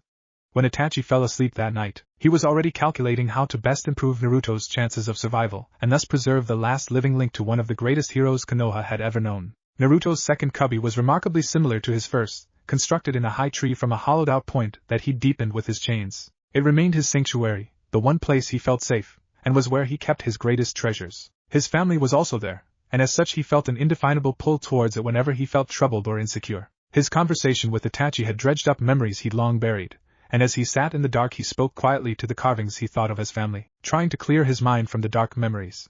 It took him several hours to get it all cleared out, but finally he decided that the talk with Itachi had done more good than bad. Itachi's vindication of his actions went a long way towards his peace of mind, and when he finally dropped off to sleep he had even managed to convince himself that what he'd done had been at least a little bit the other man's fault. He slept free of the nightmares that normally came when his buried trauma surfaced, snug in his tiny sanctuary. Itachi waited in the same clearing he'd met Naruto in 3 days ago, a large backpack in hand. It was almost noon, and he was somewhat worried that Naruto wouldn't show up. The boy had been willing enough to talk to him before, but he was also extremely skittish right now, and it was possible that he would avoid Itachi because of the uncomfortable questions Itachi asked him. It was something Itachi could do nothing about, so he planned for the best and avoided dwelling too much on the alternative. He might have been able to catch Naruto if he could find him, but even an Inuzuka would have trouble tracking someone with Naruto's familiarity with the forest. If he wanted to hide, Itachi would have an extremely tough time tracking him down. It was with a profound sense of relief that Itachi watched Naruto drop from a tree into the clearing, chains retracting behind him. He approached Itachi, but maintained a 2-meter gap between them. Itachi held up the bag in his hand. "I brought you some basics. Clothing, food, nothing fancy." He tossed the bag to Naruto, who caught it with his chains. "Still doesn't trust me enough to catch something from me with his hands, or is it simply more convenient to use the chains?" Itachi wondered. He watched Naruto pull out a set of Sasuke's old clothes and look down at his own attire. With a shrug, he pulled off his old top and replaced it with a black t-shirt. His pants followed quickly, replaced with the black shorts. Once Naruto had changed, he looked through the bag's remaining contents, and pulled out a kunai, looking at it curiously. He turned to Itachi, looking at him questioningly. "A gift," Itachi said. "I have an offer for you. I'd like to train you." Naruto frowned. Itachi could almost see the thoughts in his head as he looked for the hidden catch in the offer. Paranoia was something that most shinobi were not only familiar with, but considered a good habit. "No catch, Naruto. I want you to be able to defend yourself. If you want to spend your life out here, that is your choice. But I would be doing both Konoha and you a disservice if I allowed those who would do you harm to make the choice for you," Itachi said. He was intensely loyal to the village as a whole, even though he was disgusted with what so many of them had apparently done to Naruto. If he could help the village gain a valuable asset and give Naruto the tools he needed to make some choices about his own life, he felt it was his duty as a loyal Konoha shinobi to try. "You won't make me go back?" Naruto asked after a minute. Itachi could see his indecision, and quickly replied, "No. It is your choice whether or not you want to live in Konoha or stay out here," Itachi said, and then added, "I would never take your freedom from you." He'd had too many of his own choices curtailed to do the same to Naruto unless he absolutely had to. Naruto tilted his head as he heard the last statement. He obviously recognized Itachi's parroting of his own statement from last time, and Itachi hoped it would help his case. Naruto finally nodded. "Will you teach me to do the red eyes?" he asked. Itachi chuckled slightly at that, shaking his head. "The red eyes are the sharingan, and you have to be born with them. It's like your chains, something only my family can do." Naruto frowned at that, looking at his chains. "Only I can do this?" he said skeptically. Itachi nodded. "Even if I trained for my entire life, I wouldn't be able to make them. They are a part of you, like your arms and legs. Some people are born with blonde hair, or black. You were born with the ability to make those chains, just as I was born with the sharingan." Naruto nodded at that. It made sense, after all. Some people were taller than others, or had different colored skin. Why not something like chains? Seeing him nod, Itachi pulled out a set of weights out of his own bag and threw them to Naruto. Naruto looked at them, then back to Itachi. "What do I do with these?" he asked. Itachi looked at him impassively. "You want to protect your freedom?" Naruto nodded, then put them on. "It will not be easy, but if you let me I can make sure nobody forces you into anything you don't want them to ever again." Naruto stood up a little taller at that.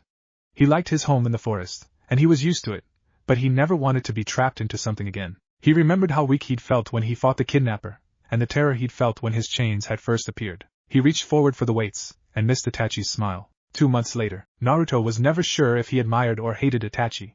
He could never pinpoint exactly what made him feel that Itachi took a perverse pleasure in running him into the ground, but he was completely convinced that it was true. Despite that, he also had to admit that he felt better than he ever had in his short life. At first the weights had been torture. They were apparently the lowest in an increasingly heavy series, but to someone Naruto's size they made up a considerable fraction his body weight. It had been a struggle to even move in them at first, compounded by Itachi having him rely solely on his limbs and not his chains. He claimed it was to build up Naruto's physical strength, but Naruto had grown so reliant on his chains for extra mobility that it felt as if someone had told him to run with only one leg. It had slowly gotten better, but every time Naruto seemed to get used to one set of weights Itachi would add more. Sometimes Naruto had nightmares about a room with endlessly larger weights, presided over by Itachi on a throne made of those weights that Naruto had already mastered. In his nightmares he wasn't allowed to leave until he could do 100 push-ups with the entire throne on his back. In between the basic training with weights, Itachi would teach Naruto about the basics of jutsu. At first Naruto had been excited to learn about that, visions of breathing fire or controlling the earth dancing in his head. Itachi had quickly disabused him of that notion, however, saying that until he could learn to draw chakra stably such things were impossible for him. It had taken Naruto nearly a month to get the proper ratio of physical and spiritual energy down, and he'd been excited for all of 30 seconds before Itachi decided to test him. Itachi had immediately pronounced his control as the worst I've ever seen, and sat him down with a leaf in his hands. Itachi had him push chakra from his hand until the leaf was pushed off his hand, and told Naruto that he would move no further in jutsu training until he could keep the leaf afloat above his hand constantly for at least 5 minutes. In the last month the leaves Naruto used had burned, shredded, flown off to embed in trees like tiny razors, and once, inexplicably, actually exploded, but he'd only managed to keep them afloat for 3 minutes.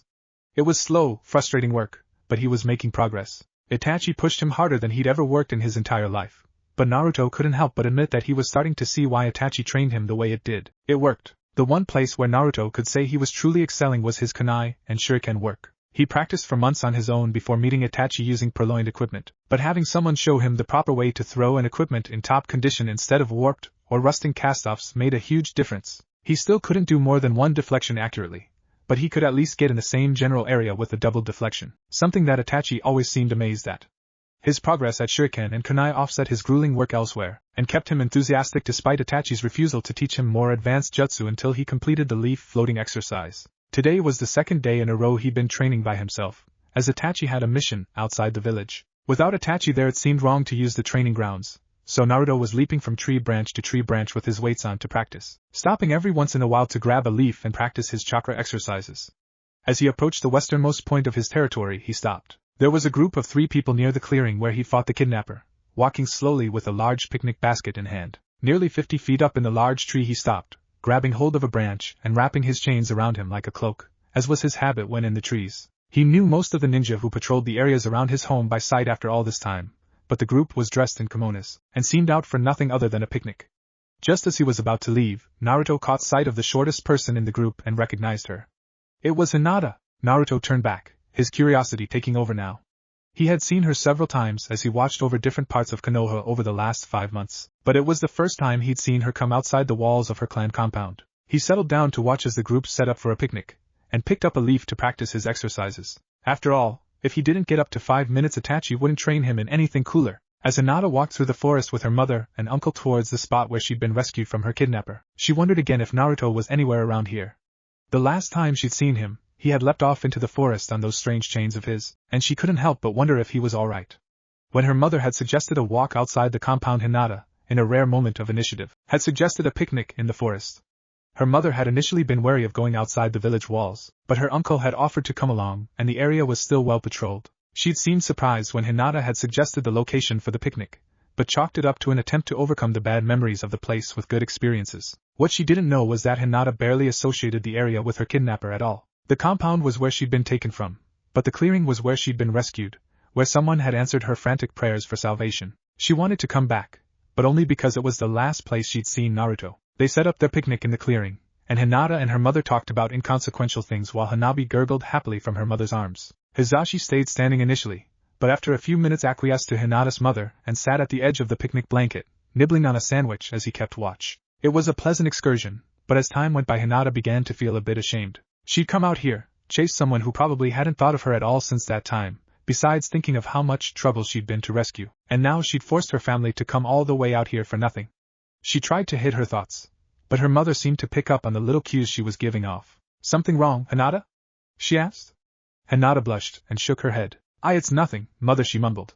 Her mother just smiled gently, and looked at the spot where they'd come upon the Kumo ambassador, pierced by an unknown assailant. "You know, the memories we try most to get away from are often the ones that follow us the most doggedly," she said, looking back to Hinata. "It's only when we turn and force them into the light that we see their true nature, and can put them away for good."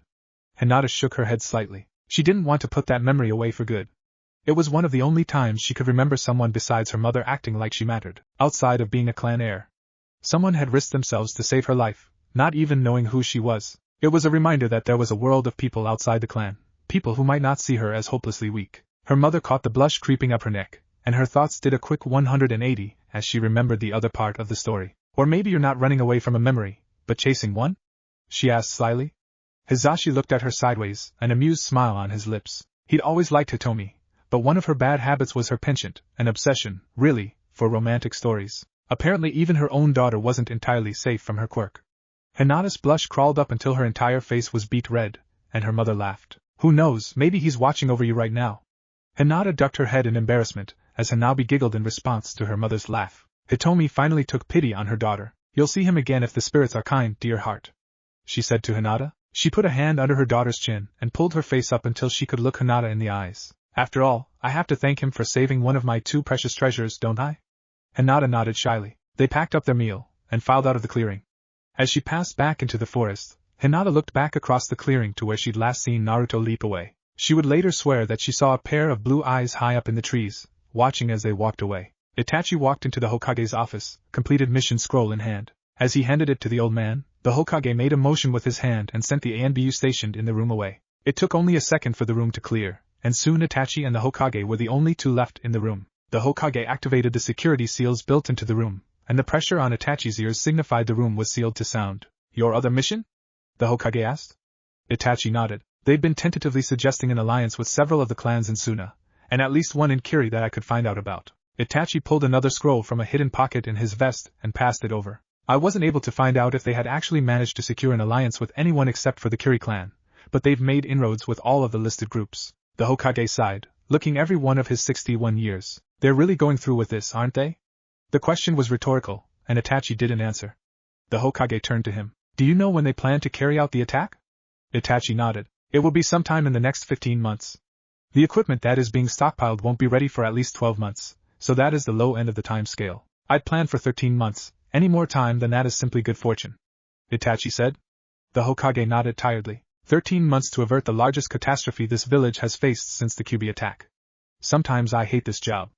Itachi could only agree silently. The Hokage was a thankless position, requiring enormous amounts of effort and sacrifice only to see everything you built come constantly under attack, sometimes even from the very people you built it for. The sacrifices demanded by the position were enormous, and Itachi respected the man in front of him immensely for taking up the hat not only once, but twice. The Hokage looked up at him. You may go. Keep me informed. Itachi inclined his head in a shallow bow, and exited the office. As he headed back to the Uchiha district, he pondered the problem in front of him. He had 13 months to change the course of his entire clan, or betray the village he loved in order to follow his family in treason. Sometimes he envied Naruto and his simple life in the forest. Freedom, thought Itachi, is not always about doing what you want when you want. Sometimes it's about choosing the set of shackles you can live with wearing later. Sometimes it's just the ability to live with what you've been forced to do. His sleep that night was restless, and he could almost feel the time limit hanging over his head. 13 months to make a decision. But how could he make a decision when both options led to an option he wasn't sure he could live with? For Itachi, the last few months had been both some of the best times of his life and the worst. He still hadn't been able to figure out an acceptable answer to his biggest problem, deciding between his clan and his loyalty to Konoha. But in training Naruto he found a simple purpose. It was something he could devote himself wholly to, something that required no subterfuge or agonizingly sleepless nights, for which Itachi was constantly grateful.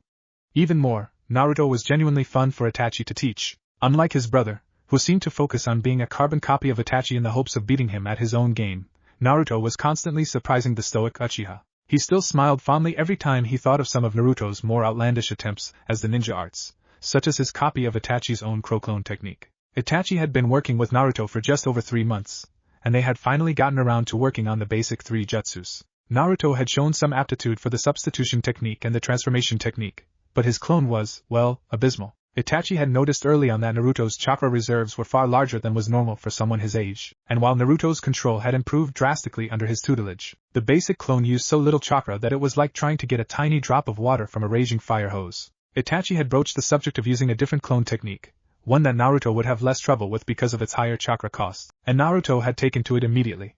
However, when Naruto had asked Itachi about his crow clone, Itachi had explained that only a holder of the crow summoning contract could perform the technique. Naruto's response the next day had left him temporarily speechless. They had been working on clone techniques again, and Naruto had picked up the shadow clone with a speed that surprised Itachi, even after his previous quick process. He seemed to instinctively understand the jutsu, and his large chakra reserves made it an effective combat modifier for the small boy. Itachi had broken out in a cold sweat as he thought about facing a dozen Narutos, all wielding those transparent chains, but was broken from his reverie by a familiar sight as he saw Naruto break apart in a flock of crows. Itachi instinctively activated his sharingan, assuming it was an illusion, but Naruto was nowhere to be seen. Itachi immediately made a quick series of hand signs and slammed his palm onto the ground, summoning a large crow with a scroll attached to its feet. He grabbed the scroll and opened it, but was greeted only by his own name on the summoning contract. He stared dumbly at the signature, mind feverishly spinning in circles as he tried to figure out how Naruto had managed to summon crows without a contract. When Naruto walked out from behind a tree with a large smile on his face.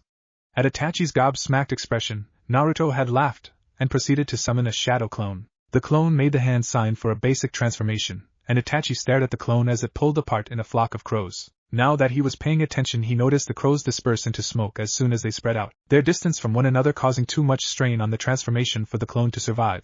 But it was an effective bluff nonetheless. It was rare for anyone to use any sort of substitution with a clone, so anyone seeing the ruse would assume Naruto had managed to disappear in the same way Itachi himself had. Such out-of-the-box thinking was, as Itachi had learned, simply the way Naruto's mind worked. He had been on his own for so long that he never built up the same assumptions and preconceptions that most of Konoha's shinobi had, either from the academy or their family training, so he simply didn't know when something couldn't be done. Itachi himself had adapted some of Naruto's more practical ideas, like using clones as substitution targets or substituting with stationary objects as a sort of bastardized shunshin, and he had garnered interest among several of his ANBU colleagues with his unorthodox methods. Even his best friend Shursui had been shocked at the idea of using a substitution for movement instead of just dodging, and was working on a way to incorporate it into his shunshin-heavy fighting style. Naruto had opened up to him much more over the last few months, and Itachi learned that, behind that suspicious exterior, something of the original 4-year-old that had gone into the woods had survived to influence his personality. As time went on, he exhibited more exuberant behavior when happy,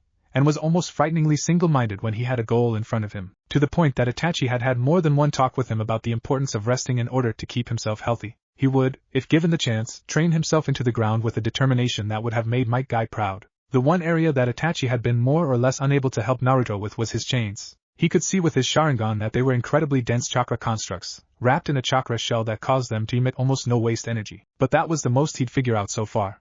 They remained difficult to perceive with the sharingan due to this lack of chakra emission, but more disturbingly their independent movement and lack of physical tells meant that he couldn't predict their movements. The more time he spent with Naruto, the more convinced he became that those chains would be an incredibly effective tool in the future. Unfortunately, Itachi had slipped up in a conversation about Naruto's bloodline and mentioned that he'd a woman with the same ability. Someone Naruto had correctly deduced was his mother. He'd begged Itachi for any information about his parents, something so out of character for the normally closed-off boy that he'd felt a pit open up in his stomach. He could almost see an overlay of his brother in Naruto, and the thought of such desperation over something so intrinsic as simply knowing basic things about your family. Itachi had told Naruto what little he knew of his parents, not that it was much considering his age when they died. To Naruto, however, it was like water in the desert, and he'd soaked up every word with rapt attention. If anything, Naruto's dedication to his training had redoubled at hearing that both his parents were shinobi of Konoha. It was as if training in the ninja arts was a tangible connection to his parents in his mind, and his progress had likewise increased. Now, almost 6 months into his training with Naruto,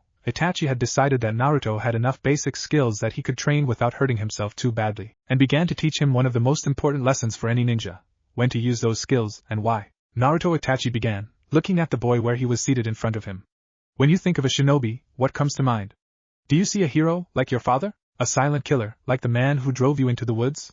He stared at Naruto expectantly. This was important, and he needed to be sure that he imprinted the responsibility that came with the skills that he was training Naruto in. He had decided to give Naruto the means to make his own choices, but he had seen more than one shinobi turn in on themselves when they came across this question without help. Too many people couldn't separate the person from the job. Naruto looked down for a moment, deep in thought.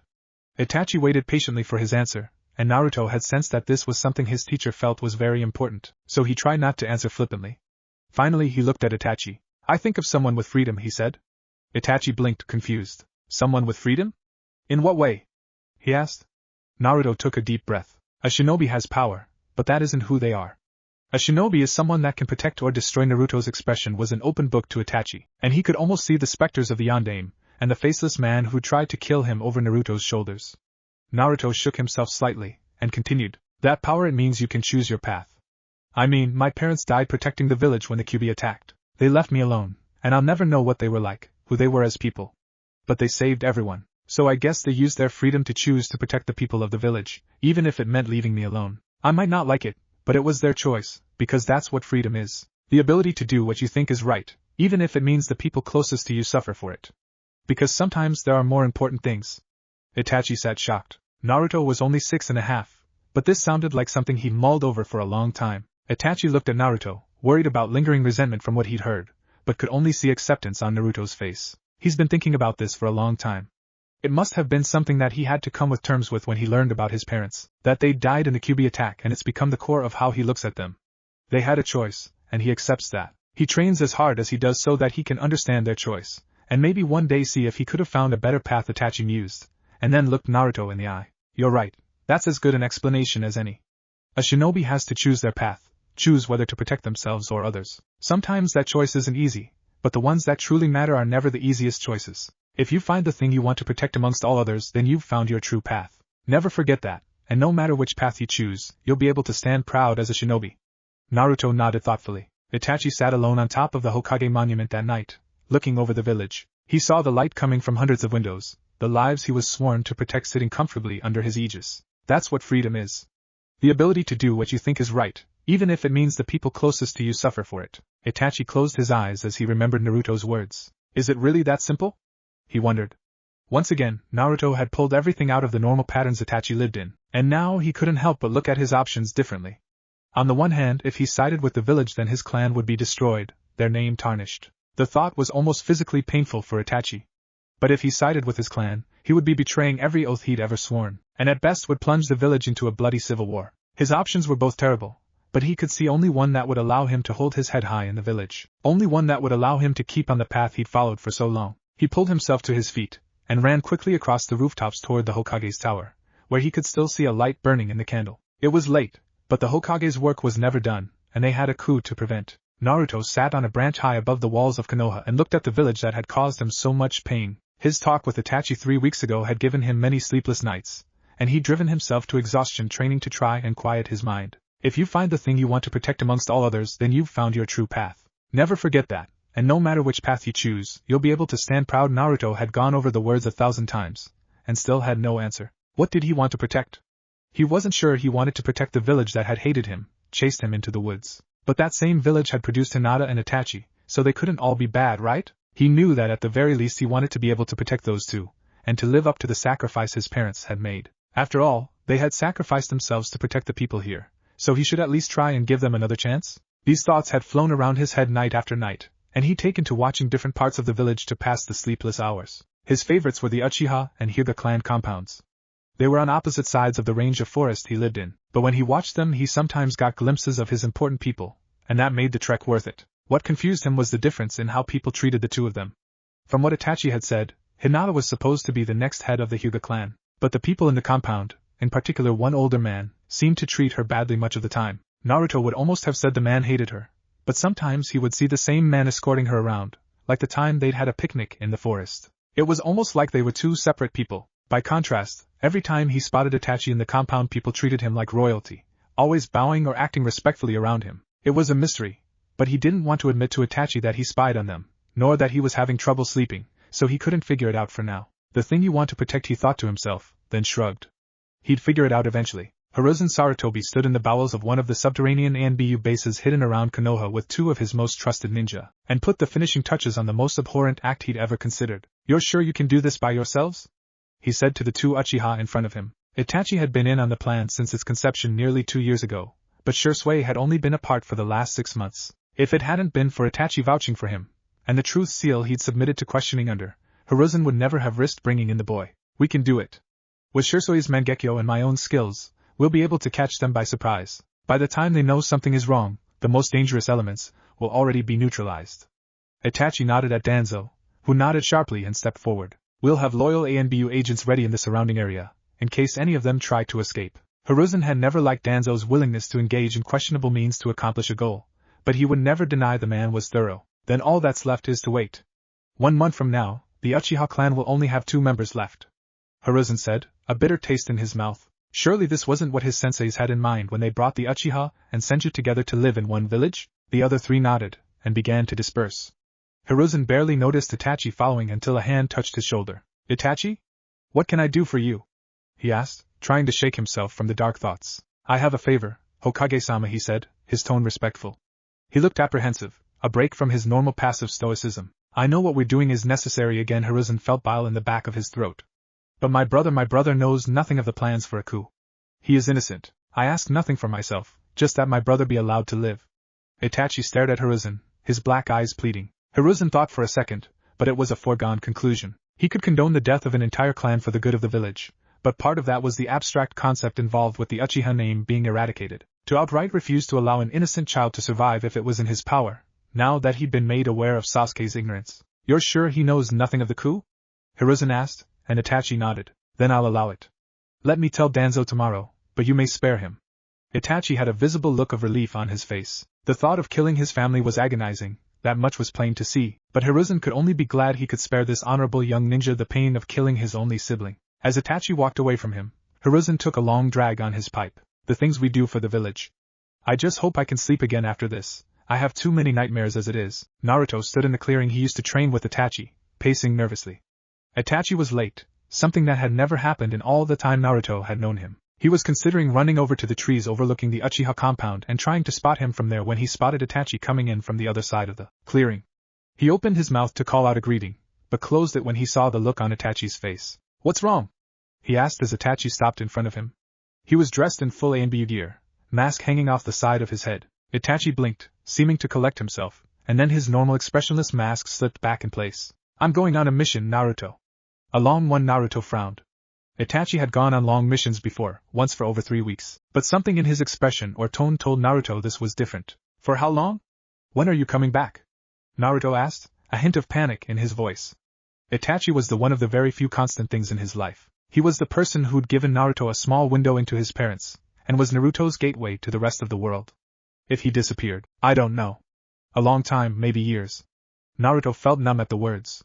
He looked at Itachi, trying furiously to keep tears from forming in his eyes. Itachi took a scroll from behind his back. These are some chakra exercises to help you with your control, and a jutsu of my own creation. It will be useful for you, especially with your shadow clone mastery. Naruto nodded, taking the scroll. You're leaving right now? Itachi shook his head. Tonight, but there is another task I have to do in the village. I won't be able to see you again before I go. Naruto nodded, and then turned back to Itachi. Stay here, he said. Itachi tilted his head slightly, looking at Naruto curiously as he ran back into the forest. It was nearly 20 minutes before Naruto came back, holding something in his hands. He came to a stop in front of Itachi, who studiously ignored the tears at the corners of his eyes. Here, he said, extending his hand. Itachi took the object he was presented, and looked down at it.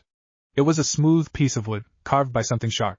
He recognized Naruto's handiwork in the crude drawing, only a little better now than when he'd first met the boy. It was a carving of Naruto, his two iconic chains over his shoulders, standing next to a carving of a boy with short hair holding a kunai in each hand, ready to throw. They were labeled with Naruto's and Itachi's names, so you don't have to be alone on your mission.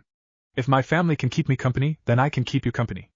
Naruto smiled at him. Itachi looked at the carving, then silently and carefully put it away in one of the inside pouches of his ANBU vest. Thank you, Naruto, he said, his voice low.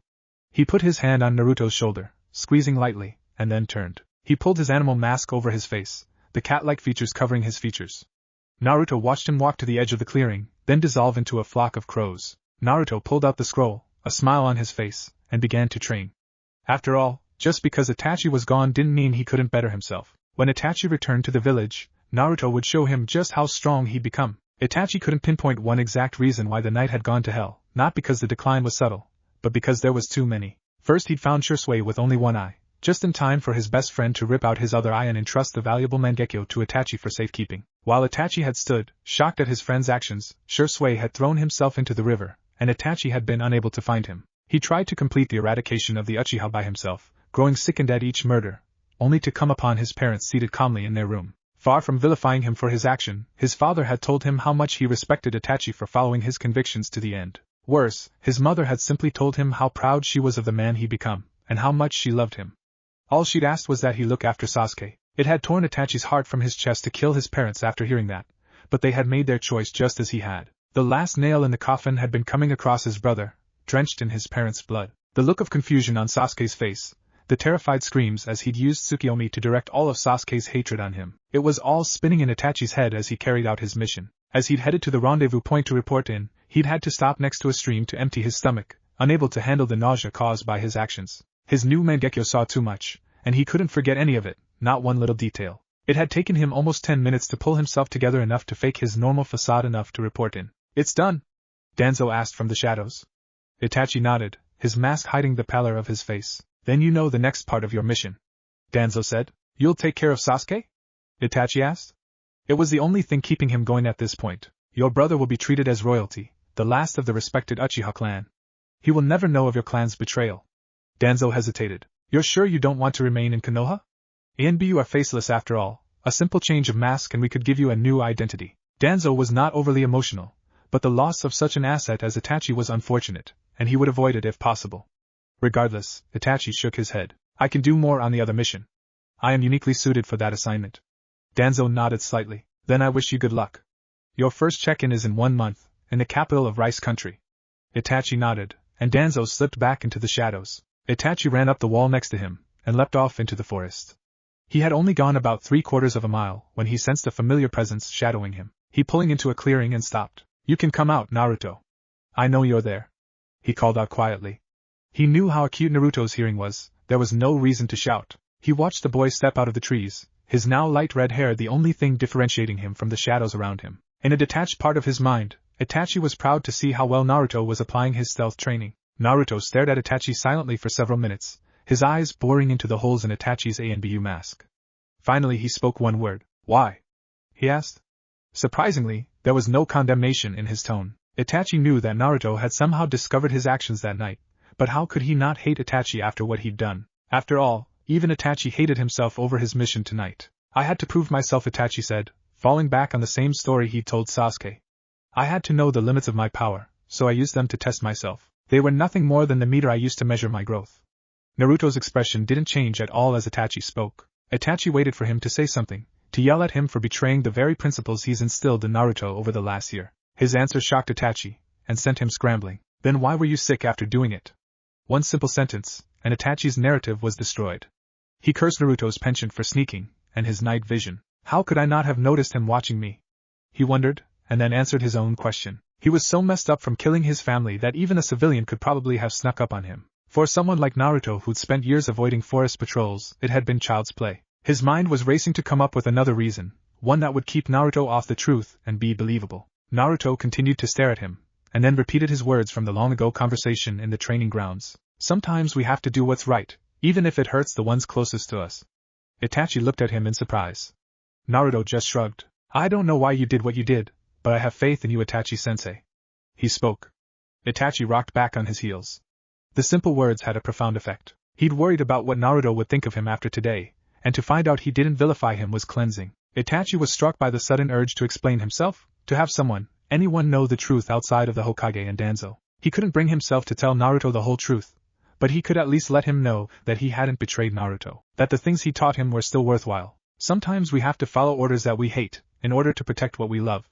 Itachi spoke quietly, and saw Naruto nod, though his eyes narrowed. Itachi watched as he looked back at the village, remembering the times Itachi had told him about his reasons for serving the village, about his philosophy about the duty of a shinobi. Itachi saw the connections forming, and a look of resolution came over his face. You're not coming back, are you? He asked. Itachi shook his head. No. I'll be branded a missing ninja after this. Naruto frowned. That's not right. Itachi cut him off. It's what I chose. My sacrifice is a small one, in the grand scheme of things. If this keeps the village safe, then I'll gladly pay it. Naruto looked at him. Then I'll protect it for you, he said stubbornly. Itachi's eyes widened. If Naruto really meant that, the possibilities began to run through his head. He didn't want to force Naruto into something out of a misplaced sense of obligation to Itachi, but Naruto was strong now, strong enough to protect himself from any civilians and most of the lower-ranked ninja at least. He would be safer in Konoha, especially with the hunter Nin that would be combing the country for him. Another thought struck him, and he smiled inwardly. If he was going to send his surrogate little brother into the lion's den, so to speak, there was one more set of claws he could give him. If you truly mean that, then you'll need to see the Hokage after you wake up, he said. Tell him nothing of speaking to me though, Naruto. This is a secret you cannot speak to anyone of, under pain of death. My sacrifice would be in vain otherwise. Naruto nodded slowly, not truly understanding but trusting that Itachi knew what he was talking about, then stopped. Wait, what do you mean wake up? Naruto said, confused. Itachi simply looked at him, the 3 commas of his activated sharingan spinning. As Naruto fell to the ground unconscious, he reached into the vest of his ANBU vest and pulled out an object. The last gift I can give you, Naruto, use it wisely. Deep inside Naruto's subconscious, trapped behind great iron bars and a seal insignia, the Kyuubi growled as his container was put under a genjutsu by the sharingan. Those eyes are an abomination, he grumbled quietly to himself. He couldn't help but feel a bit of camaraderie with his host over the situation, however. He'd been under the sharingan's influence, and knew exactly how powerful it could be. That didn't mean he wouldn't make fun of his container for falling to that trick again the next time they met, however. He couldn't see anything through the seal, but he could sense the chakras around him, and notice the Itachis coming closer. There was a familiar sense as he activated a jutsu, and the Kyuubi looked up at the top of his cage as if he could see through it. Oh, what's this? He said softly, curiosity and surprise present in his voice. A second later he felt a second chakra signature, too small to be another person, interact with the jutsu Itachi was using. You sneaky son of a, now things are getting interesting. He chuckled at that. I can't wait to see how this plays out. I haven't been part of anything that interesting since the last time I fought Hashirama, the Kyuubi mused to himself. It was rather boring, being trapped inside the stomach of a 7-year-old, but now he had something to look forward to. Don't die too soon, kid, he mumbled to himself, this is just getting fun. He laughed long and hard at that, as Naruto slumbered, unaware of his tenant's amusement. When Naruto woke, he had a pounding headache and a curse on his lips for red-eyed idiots, and genjutsus in general. He pulled his aching body slowly to his feet, and stumbled over to a nearby stream. A long drink and several splashes of cold water later, he felt more awake. Judging by the position of the sun, it was still early morning, no more than 2 or 3 hours since sunrise. He thought back to his meeting with Itachi, and the cryptic remarks he'd made. He said he was following orders, Naruto thought. And if he can't tell me about it, then maybe whoever ordered it can, but I can't ask if what Itachi-sensei said was right, he concluded with a nod. If he was ever going to find out what had happened to cause Itachi to massacre his family like that, he was going to have to find a way to get into the Hokage's records, or someone else suitably highly placed. Naruto's head throbbed at the thought of how long a plan like that would take. Might as well just become the Hokage at that point, he grumbled to himself. Either way, he had his directions from Itachi, and they seemed like a good idea anyways. He was a little wary of going back to the village, but no longer feared the civilians. After all, if what Itachi had said was true, he was stronger than most of the genin in the village, so a civilian shouldn't be any danger. It took him nearly an hour to reach his destination, and he was relieved to see his targets out in the open. It would be much more difficult to get close to them if they were inside or under guard, and he didn't really trust anyone else to help him. He climbed the wall around the compound with ease, his chains acting as anchors while his feet gripped the slippery wall with a thin coating of chakra. At the top, he anchored one chain into the wall, and wrapped the other around him like a cloak. Itachi had told him that the chain confused his sharingan, and would probably be difficult to detect for anyone who relied on chakra to see. He'd also given Naruto a crash course on the other bloodline users in Konoha, so Naruto knew he'd need every advantage he could get to remain unseen. Thankfully, either due to his own efforts or the commotion around the massacre at the Uchiha estate, he managed to make it into the gardens he'd been aiming for without anyone raising the alarm. He allowed his anchor line to dissipate at the top, retracting the rest inside himself, and took a deep breath to gather his courage. This would be the first time in more than 3 years that he'd had any real contact with someone other than Itachi. Before his courage could flag, he stepped resolutely out of the bushes in front of his targets. They both looked at him in surprise, the older woman falling back into a defensive stance. Hi, Naruto said awkwardly, not sure what to do about the woman apparently ready to beat him senseless. Could you take me to the Hokage by any chance? Hiruzen looked at the report on his desk with a scowl on his face. 134 people dead because Fugaku couldn't be content with what he thought. Rarely had Hiruzen seen so much waste for so little reason. This whole operation had left a bad taste in his mouth, even before Shursui had disappeared. Now, instead of there being 3 loyal Uchiha left, there was only one 7-year-old boy. He sighed. What a mess. He looked up at a knock on his door, and his secretary poked her head in. His 2 ENBU guards, Inu and Kat, had been pulled off the search for Naruto to help with manpower as they cleaned up the massacre, and they tensed minutely as the door opened before relaxing as they recognized the woman. Hokage-sama? Hiruzen motioned for her to continue. I have the Hyuga matriarch here to see you. She says it's important. Hiruzen told her to let them in, frowning. The Lady Hyuga had called on him before, and he was curious about what could be so important on today of all days. The door opened again, and 3 people filed into the room. The first 2 Hiruzen recognized as Hitomi Hyuga and her daughter Hinata, who was hiding slightly behind her mother. As he saw the third figure, however, his face went slack. As his pipe hit the desk, Inu did a double take. You! He shouted, making the Hyuga girl flinch. A small smile pulled the boy's mouth upwards, and Hiruzen had the distinct impression he enjoyed Inu's reaction before turning back to Hiruzen. Hello, Hokage-sama, he said. Hiruzen simply stared for a moment, his headache increasing as he thought of the oncoming paperwork. He smiled wryly. Hello, Naruto. Chapter 2. Hiruzen stared at the boy in front of him, his mind still caught in a daze. It seemed the day did, in fact, have one more sucker punch to throw at him. The fallout from Itachi's massacre would bury him in paperwork and meetings for a month, but the recovery of the Kyubi Jinchuriki would send the balance of power in the council, already precarious with the loss of the Uchiha clan, into complete disarray as they fought over who would be put in charge of Naruto's training, not to mention preventing him from fleeing again. He could already hear the screeching of the civilian council in his head, and he could swear the headache already pressing on his temples was a conditioned response by now. You know, of all the ways I could have imagined us meeting again, Naruto, this has to be the least likely of them all, he said, a wry smile tugging the corners of his mouth up. Nearly 3 years those two have been looking for you. He motioned with his hand to Inu and Nico, the former of which looked as if he wanted to grab Naruto and shake him until he understood just how frustrating the last 2 years had been. And you just walk into my office, the day after one of the worst incidents in our village's history. Forgive an old man his curiosity, but why now? Hiruzen had always been a good judge of people.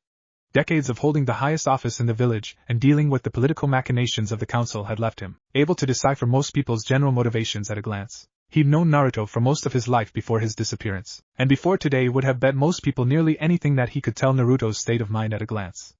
After all, he'd never been the most subtle of children. Now, however, all Hiruzen could tell of Naruto's state of mind was that he was guarded, and his body language was subtly telling him that Naruto considered everyone in the room except for possible Hitomi and Hinata as threats. More than surprise, Hiruzen felt a wave of sadness pass over him. What happened to him over the last 3 years, Naruto? Where did the happy child go? Hiruzen wondered to himself. He knew Naruto had participated in at least 2 fairly horrendous situations, at least one of which he felt somewhat responsible for, but he had hoped that something of Naruto's happy-go-lucky against all comers attitude had survived. Naruto looked at him, his gaze unwavering, and Hiruzen saw something there. Purpose maybe, or resolve. Whatever had driven Naruto from hiding, it was important to him. I made a promise to someone to help protect the village, Hokage-sama. The Uchiha are gone, and that means that the village will need help, and I want to do what I can. The forest is my home, will always be my home. But if I stay out there I would be going back on my word, and betraying the only person who has ever shown complete faith in me. I can't do that. For a second, Hiruzen saw the same 4-year-old he'd known before, the one who would do anything in his limited power to keep a promise, even at such a young age. His relief at seeing something, anything, of the old Naruto rushed through him, almost negating the pain he felt at the knowledge that Naruto felt he'd lost faith in him at some point. Hiruzen looked at the two people that had accompanied Naruto, acknowledging their presence for the first time. And what of you and your daughter, Lady Hyuga? How is it that you came to be escorting young Naruto today? He almost winced as he saw Hinata curl further behind her mother. Hayashi really needs to tone it down. At this rate she'll have a nervous breakdown before she's 15. A fake clan heir going off the reservation is bad enough. We don't need a real one, he thought critically. But he knew he had little say in clan matters. Hayashi's pride was pushing him down this path, and much as Hiruzen wished he could do something to change it, the law was firmly on the Hyuga clan head's side. Glancing down at her daughter briefly, Hitomi squeezed Hinata's hand reassuringly once, then turned back to the Hokage. Naruto approached my daughter and I this morning in our garden and requested an escort to see you, Hokage-sama. Hitomi said easily. Her smile said there was something more to the story, and Hiruzen quickly caught the disparate element. An unknown child dressed in worn clothing was allowed into the inner gardens of the Hyuga compound, and he glanced at the clock on his wall, and did some quick math. 8:15 in the morning roughly? He asked skeptically. Hitomi's smile just widened a fraction of an inch, and Hiruzen noticed a small amount of red in Naruto's cheeks. Naruto correctly assumed that, in light of the debt the Hyuga clan owes him, he would be permitted in the clan estates. That he chose to forego all of the normal pleasantries normally associated with entry into the inner gardens was simply a reflection of how important he felt meeting with you in a timely manner was. Hiruzen felt his eyes widen as he worked out the implications of her response. Obviously Naruto had not been approved to enter the inner gardens, which meant he'd snuck in, and if he'd managed to avoid the guards of a clan with a dijutsu that allowed them to see 360 degrees, that much stealth potential at such a young age was rare enough to merit interest all on its own. How? He asked her. Before she could answer, two transparent chains burst from Naruto, wrapping around his body until only the pointed tips were free, poised over his shoulders. Their manifestation had been so fast that Hiruzen had barely registered their presence before the boy was covered from thigh to neck in solidified chakra. He noticed that the two Anbu had moved to defensive positions, but subtly motioned for them to stand down when he saw that Naruto was making no moves beyond the initial manifestation. Amazing. Hiruzen murmured. He stepped toward Naruto to get a closer look at the chains, and noticed the tips following him as he did so. I haven't seen anything like this since. His voice trailed off, but he never expected what he heard next. Since my mother, I assume. Naruto's voice was even, but Hiruzen caught the undertone of anger as he spoke. Naruto's eyes caught his own and held them. The betrayal burning in them left no doubt that he had discovered Hiruzen's deception regarding his parents. Hiruzen's hand came down almost reflexively, activating the security and privacy seals built into the walls of the office before anyone could say anything. How long? Hiruzen asked, ignoring the confused looks on the faces of the two Hyuga. The night I killed Akihiro. Naruto's voice didn't change at all when he answered, but Hiruzen winced inwardly as he remembered the night. More, he saw Hitomi's face whip toward Naruto, and he could read the expression well enough to know she was putting the pieces about the Chunin's death together. Hiruzen sighed again. This day just kept getting worse and worse. He took a deep breath and turned to Naruto. What would you have me do? He asked warily. Naruto only took a breath, seeming to steady himself before he spoke. Nothing, Hokage-sama. I'm not back because of my parents. Harping on their memory at this point would be dishonorable, and they've suffered enough betrayals. Hiruzen was unable to keep himself from flinching as he heard the blunt statement, but couldn't find it in himself to argue. I'm here to fulfill a promise to protect the village to the best of my abilities. All I ask is that you help me do that.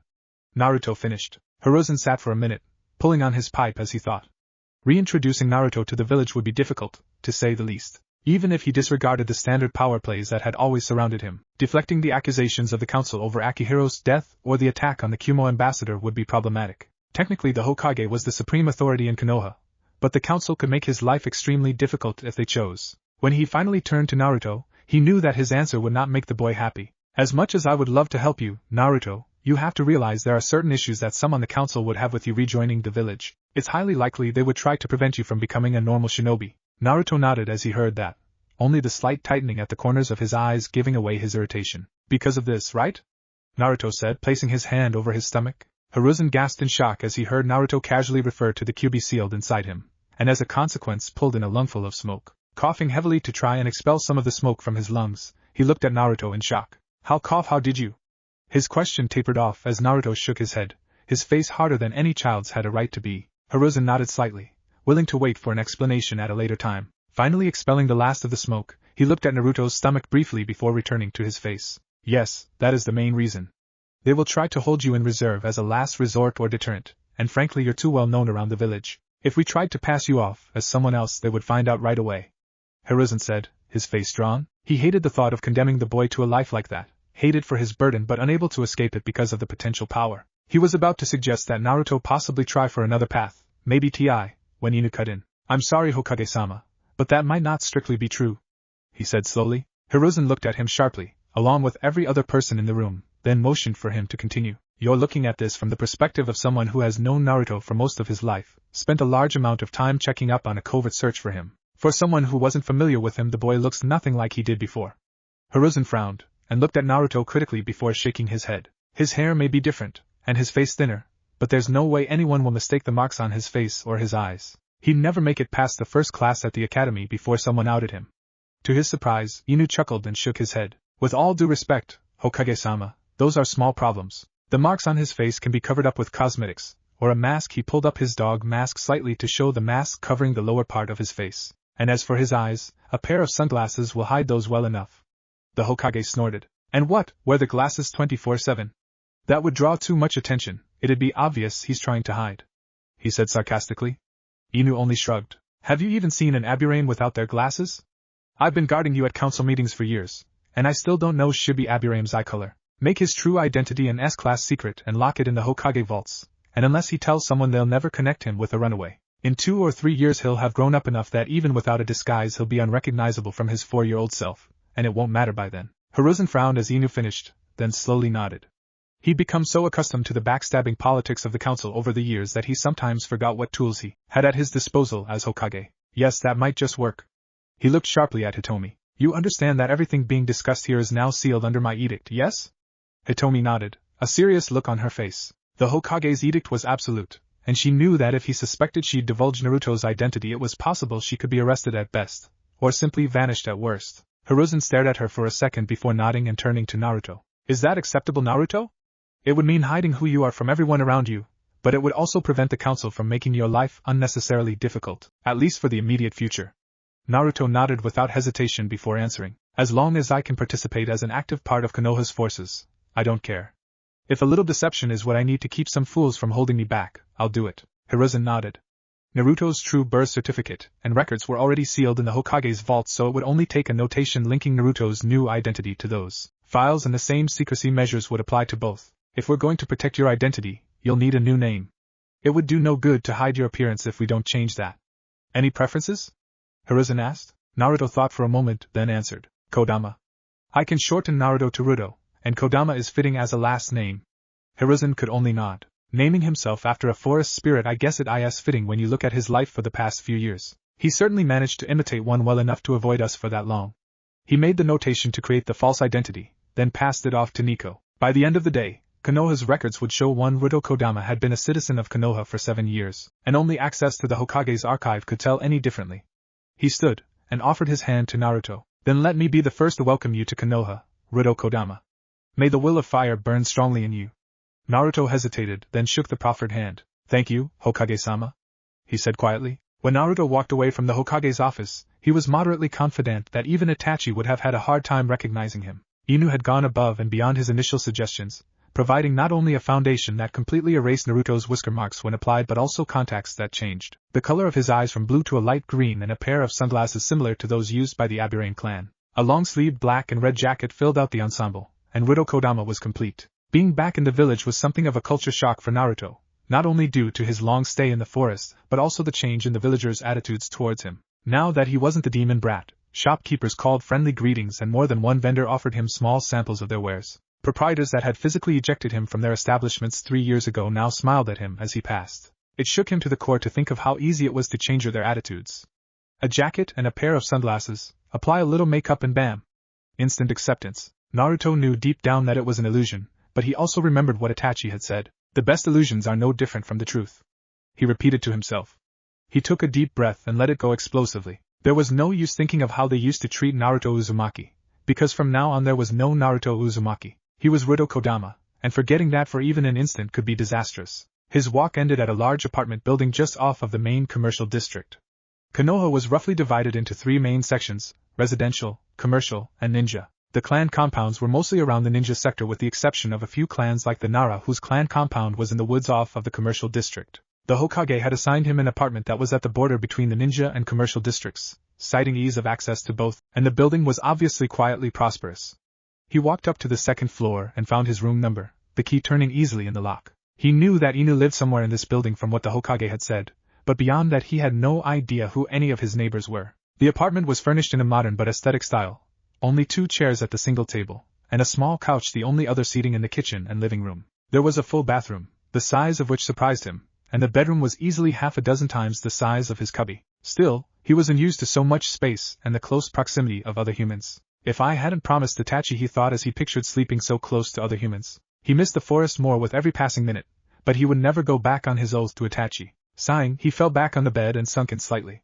Well, at least there's something good about this place, he murmured as the soft mattress caused his lids to close slowly. Maybe I could get used to this. His words trailed off, and snoring filled the apartment. He never noticed the door open as a head topped by a shock of white hair peered in, then pulled back and closed the door. Life in Konoha was something Naruto found to be simultaneously endlessly frustrating and endlessly fascinating. Compared to his life in the forest, everything was incredibly fast-paced. Naruto had almost missed more than one appointment simply because he was unfamiliar with any time increment besides sunset, sunrise, noon or midnight. Adjusting to a life measured in seconds and minutes instead of hours and days was frustrating, and Naruto soon began to feel as if every second was something he was losing, slipping through his fingers despite his every attempt to slow them down. Despite his new awareness time, there were several things that he enjoyed in Konoha. Hitomi made a point to visit with him at least once every week or two, and she brought Hinata with her.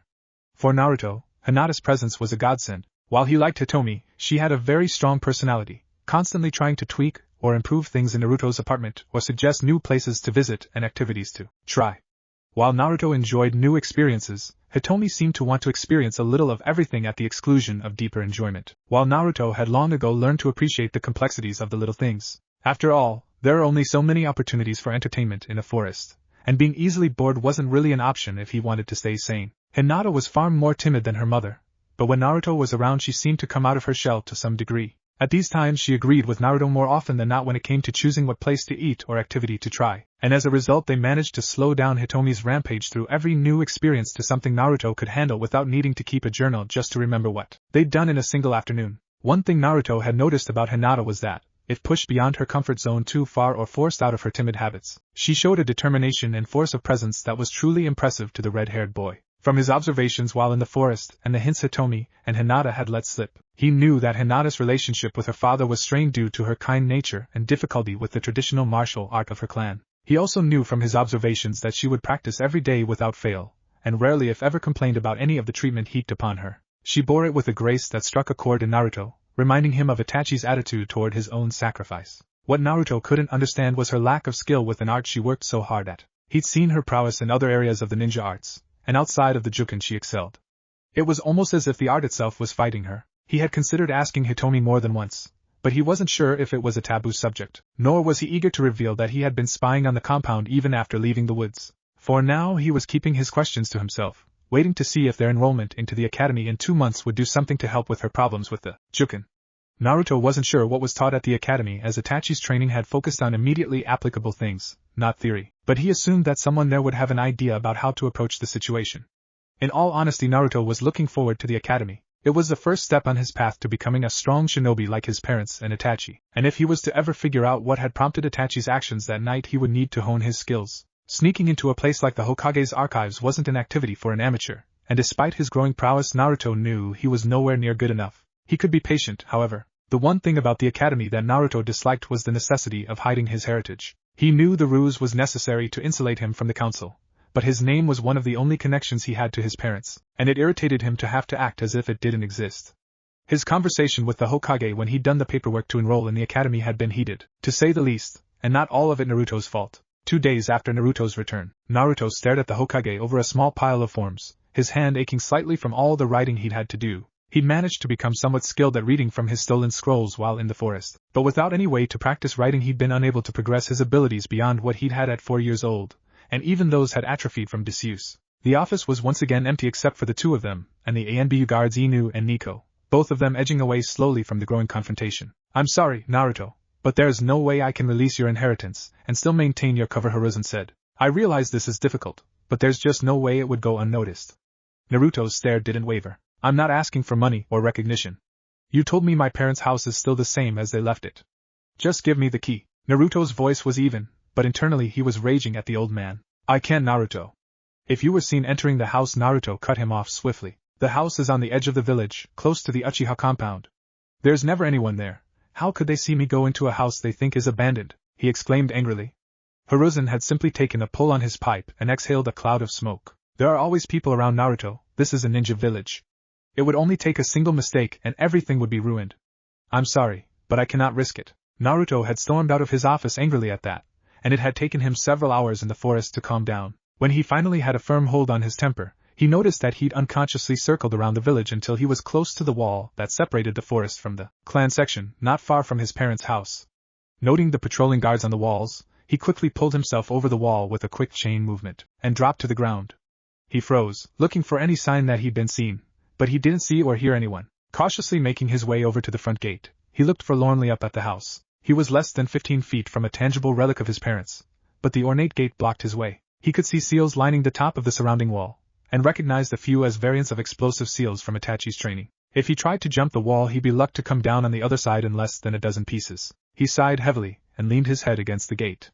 So close but so far his hand rose to touch the handle of the gate lightly, and he nearly jumped out of his sandals as blue light began to climb around the gate. He could see a line of seals radiating out from the lock of the gate, for a brief moment, and then the whole array blinked out as suddenly as it appeared. A loud click came from the lock, and the gate swung inward a few inches. Naruto looked around furtively for a second, but the lure of the house was too much, and he pushed his way quickly inside. As the gate closed, Naruto once again saw the array pop up and disappear, another click signaling the gate was locked again. Naruto walked forward slowly, looking around him. The grounds were unkempt but wide, and he could see a series of posts similar to the ones at the training fields in one corner. The house itself was in good shape, only a little peeling paint betraying the long time it had sat unused.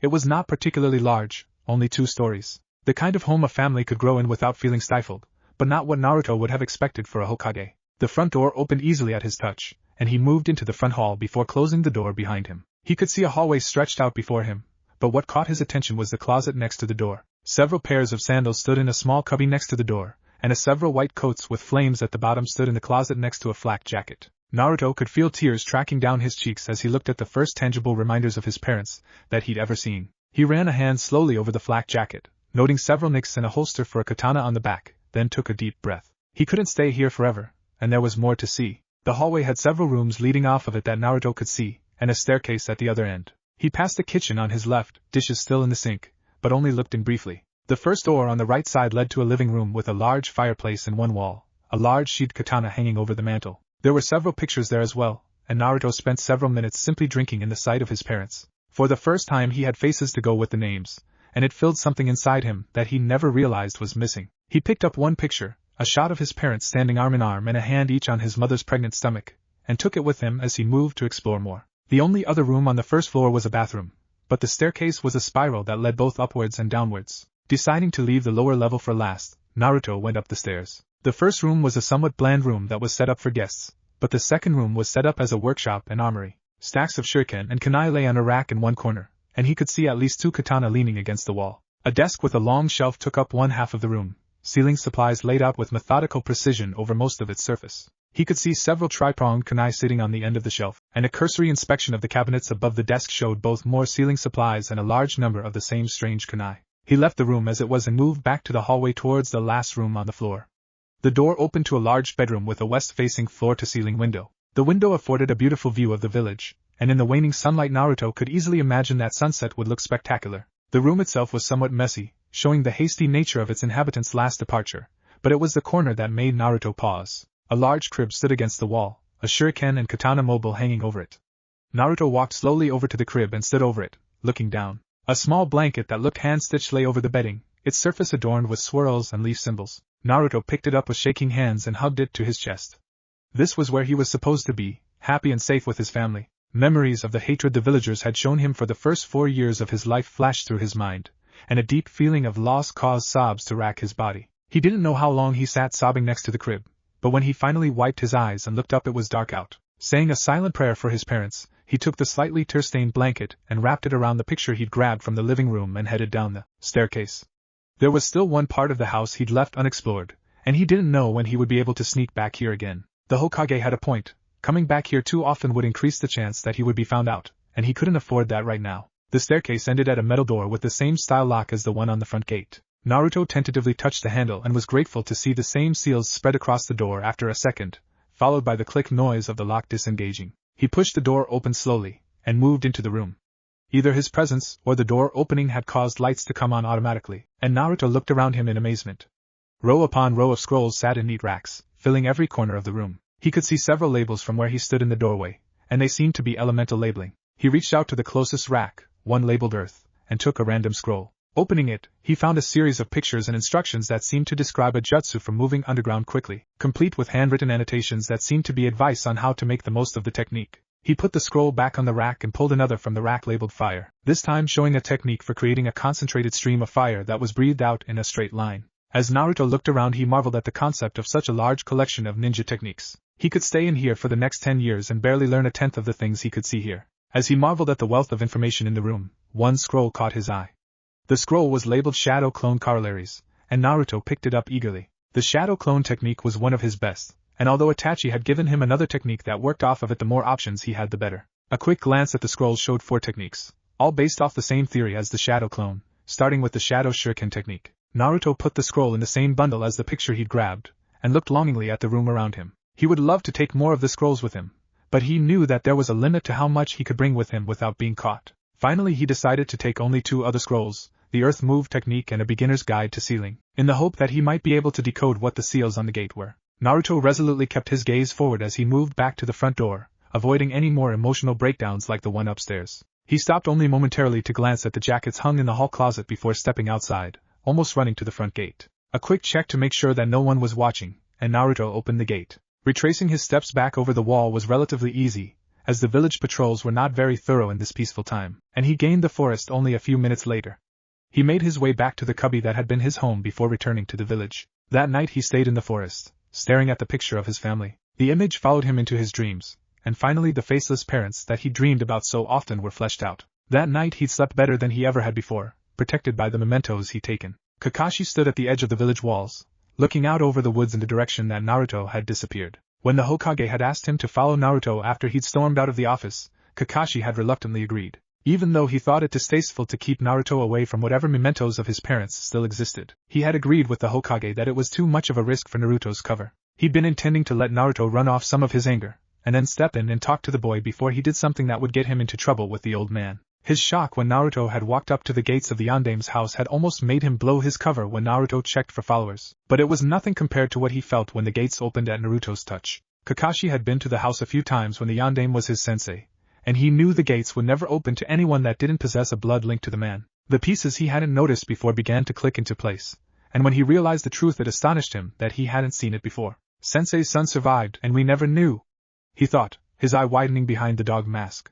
He'd always thought that the child had died the same night the Kyuubi had attacked. That even he, who'd been so close to the previous Hokage, hadn't known about Naruto's parentage was amazing, but the implications for the village as a whole were enormous. The loss of the fourth had been more than a psychological blow for the village, it had signaled the loss of several key techniques that had been unique to the beloved leader. Presumably the scrolls for those techniques existed inside the sealed compound, but even the best seal masters in Konoha had pronounced the seals unbreakable, and cautioned that anyone attempting to tamper with them or cross over the gates would set off a chain reaction that would, at best, obliterate the compound. It was a visible reminder of what Konoha had lost in the Kyuubi attack, sitting here at the edge of the village, taunting them with how close the knowledge was while simultaneously being impossibly far away. With Naruto now having access to the house, it was entirely possible that he would one day return some of the most powerful techniques the world had ever seen to Konoha. Kakashi had stayed hidden outside the house as night began to fall, somewhat worried that one of the security features had caused him some harm. But just when he'd begun toying with the idea of going to the Hokage for help, Naruto stepped back out of the front door and made his way to the gate.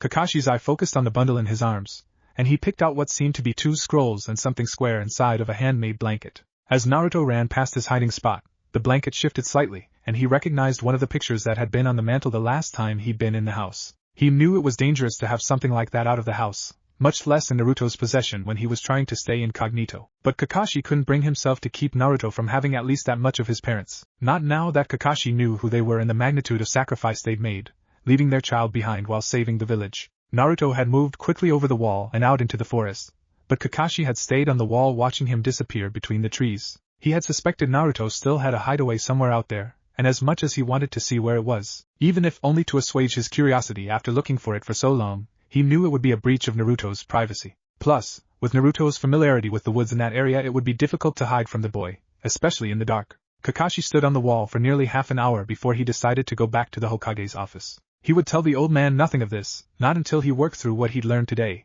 and not unless something Naruto did put him at risk for discovery. He owed his sensei's child that and much more, but it was a start. Free time was something that Naruto had had quite a bit of over the last several years, and would until he started the academy, but he'd learned to fill it with worthwhile things. He'd continued the exercises Itachi had left for him in secret along with the scrolls he'd taken from his parents' house, but recently Inu had taken to training with him in his free time. He'd just shown up one day in the training field Naruto used when he wasn't hanging out with Hitomi and Hinata and begun to critique Naruto on his taijutsu forms. He'd never offered an explanation as to why he would sacrifice his spare time to help Naruto, but every so often Naruto would catch the masked Anbu staring at him intently as he did his exercises. Initially he was wary of Inu, but as several weeks went by without anything bad happening he began to relax around the nearly silent man. When Naruto wasn't training with Inu, he retreated deep into the forest and worked on the scrolls he'd taken from the house. The earth move technique was relatively easy to start, but had taken him several days to perfect to a usable level. His first few tries had been somewhat memorable, with one particularly bad attempt causing him to bang into the roots of several trees when he failed to sink deep enough into the ground, and another attempt nearly causing him to panic when he overpowered the technique and sunk deeper into the ground than he meant to. It took him nearly 5 minutes to claw his way up out of the earth, and he hadn't tried the technique again for nearly a week after that.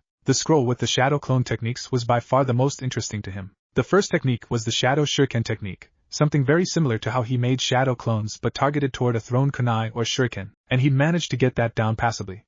The other three techniques, however, were a disaster. The shadow barrier technique wouldn't stay up for more than a fraction of a second, and he still couldn't figure out how to get the other two to work at all. The last technique on the scroll had a warning against inexperienced users that Naruto didn't see until he read through it a second time, and his single attempt at the technique had left him gasping on the ground, vision graying out for more than an hour. When he'd finally been able to sit up, he vowed not to work on the technique again until he had more experience, and could either figure out the principles behind it or talk to someone who already knew it. The text on ceiling was surprisingly complex, even as a beginner text, but Naruto had been slowly working on it in his spare time. Because there was no visible aspect to it yet, just theory, he could read it in between workouts at his normal training ground, and he'd taken to carrying it with him whenever he went out in the mornings. Naruto had been in the middle of a break 5 weeks after his foray into the house, working through the theory behind basic storage seals when he heard someone coming into the training grounds. As it wasn't one of the normal times for Inu to show up, Naruto looked up warily and quickly put away the ceiling text. His expression quickly shifted from wary to surprised as the sobbing figure of Hinata launched itself at him. He caught her reflexively, unsure what to do about the sobbing girl. "Hinata, what's wrong?" he asked frantically. It took her a second to speak, and Naruto could barely understand her words through the sobs. Father he the Juken F failed. Her disjointed words continued for a minute before tapering off into more sobbing. From what little Naruto had pieced together, her father had been particularly harsh on her, as she failed to grasp a basic Juken technique, and it had finally pushed the gentle girl over the edge. She'd fled the compound, and apparently come out here to find him. Naruto held Hinata awkwardly as she clung to him and sobbed, not knowing what to do. After nearly half an hour her sobs slowly died away and her grip loosened on him, but when he looked down to see if she was done crying he noticed her eyes were closed, and her breathing was more even. He frowned slightly at the sight, wondering how he was going to explain this to her family, when two more figures came into the clearing. At first he thought the man was Hayashi, and he felt a surge of irritation at the Hyuga patriarch for his treatment of Hinata, but the soft expression on the man's face and the forehead protector identified him as Hisashi, and his anger abated slowly. Behind him came Hitomi, and for the first time since Naruto had met her she wasn't smiling at all. She had a grim look on her face, and Naruto almost reflexively shrunk back from her slightly. She noticed his reaction, and her face softened slightly as she took in the sight of her daughter sleeping in Naruto's arms. "Thank you for taking care of her, Naruto," she said softly as she came forward to take Hinata from him. "It's been a very hard day for her." Naruto could only nod slightly, and he knew his expression was hard. "It's all right. I just hope she's all right," he said softly. Hitomi didn't respond beyond a sad nod, and she turned to leave the clearing. As Hisashi turned to walk away with her, Naruto called out to him. "Sir," Naruto called. "Can I talk to you?" Hisashi hesitated for a moment, looking at Hitomi, but she motioned him towards Naruto and continued to walk out of the clearing. Hisashi walked back to the boy, and looked at him questioningly. Naruto took a deep breath to center himself. He'd made the decision not to pry into Hinata's training when he'd first began hanging out with her and Hitomi, but after today he'd reconsidered. Something was wrong there, and it was hurting his friend severely. "Sir, why does your brother try to force her to do things that don't work?" Naruto asked bluntly. Hisashi's eyes widened fractionally before he responded. "My niece does not grasp the intricacies of the Juken with the ease my brother would prefer," Hisashi said carefully. Naruto only snorted slightly. "She knows how they work for him, sir. They just don't work for her," Naruto said. It seemed obvious to him after watching Hinata with her father so many times, but apparently it wasn't so clear for others. Hizashi's confused look caused him to sigh. "Watch," he said. A chain extended from his hand to a series of wooden posts lying on the ground at the edge of the clearing and snaked around 3 of them, pulling them towards the boy. Hizashi watched intently as Naruto used his bloodline, and Naruto noticed he'd activated his bloodline at some point. "What is it with Dijitsu users and my chains?" he thought, amused. He planted the post in a line about 3 feet in front of him, and turned to Hizashi. "This is what you do," he said, and thrust his hand forward. A chain leapt in a straight line from his hand and struck the first post. The spear-tipped chain punched straight through the first post, then the second, and finally struck deeply into the third. Naruto allowed the chain to dissipate, looking intently at Hizashi to see what his reaction was. The older man had furrowed his brows slightly, but still seemed to be giving him the benefit of the doubt. Naruto turned back to the posts. "This is what Hinata does," he said, and thrust his head forward again. This time, instead of striking through the posts with brute force, the chain began to turn. It was very slight, but the movement was enough to cause the chain to avoid the first post, and then curl around the second before implanting itself in the exact same place as the first. Hizashi's brows came up in surprise as he looked at the posts, and he looked at Naruto. "You're saying she's not strong enough to do the juken?" he asked skeptically, but Naruto just shook his head. "No. She's not stiff. When you do the juken, you're stiff, rigid. She's flexible?" he said slowly, trying to find the right words. Hizashi's eyes widened to match his brows for a second, and he looked at Naruto as if seeing him for the first time. "How do you know what I look like when I use juken?" he asked. Naruto blushed slightly and looked down. "The walls are shorter than the trees," he mumbled, expecting Hizashi to yell at him. Instead, the white-eyed man just laughed loudly. "Some all-seeing eyes we have," he said depreciatingly. The corner of Naruto's mouth came up in a small smile, glad that Hizashi didn't seem mad that he'd been watching the compound. Hizashi's laughter seemed to die as quickly as it came, and he heaved a large sigh. "I'll look into it, Naruto. I don't know what we'll do if you're right, but if Hinata is truly unsuited to the juken, well, we'll figure something out," he said, his voice troubled. Naruto simply nodded to him gratefully. He had worried that Hizashi would simply discard what he was saying because he was younger, but the man seemed to be genuinely considering what Naruto had said. Hizashi nodded back to Naruto, then turned and left the clearing. Naruto stared at the post for a moment, then down at his tear-stained shirt. Naruto stood outside of the front doors of the academy building where he would be spending much of his time for the next 4 years, and looked at Hinata nervously. She was holding on to Hitomi's hand tightly, and her mother was looking at them both with an amused smile on her face. "It's nothing to be afraid of, you two," she said. "I'm sure you'll learn a lot and make tons of new friends. After all, your future teammates will come from this class," she said brightly, motioning to the other students milling around them. Naruto was feeling nervous about being so close to so many people, but Hitomi and Hinata's presence kept him from bolting. Naruto heard a loud whistle, and looked over to see a man with brown hair and a scar over his nose waving his hand. "Students over here, please.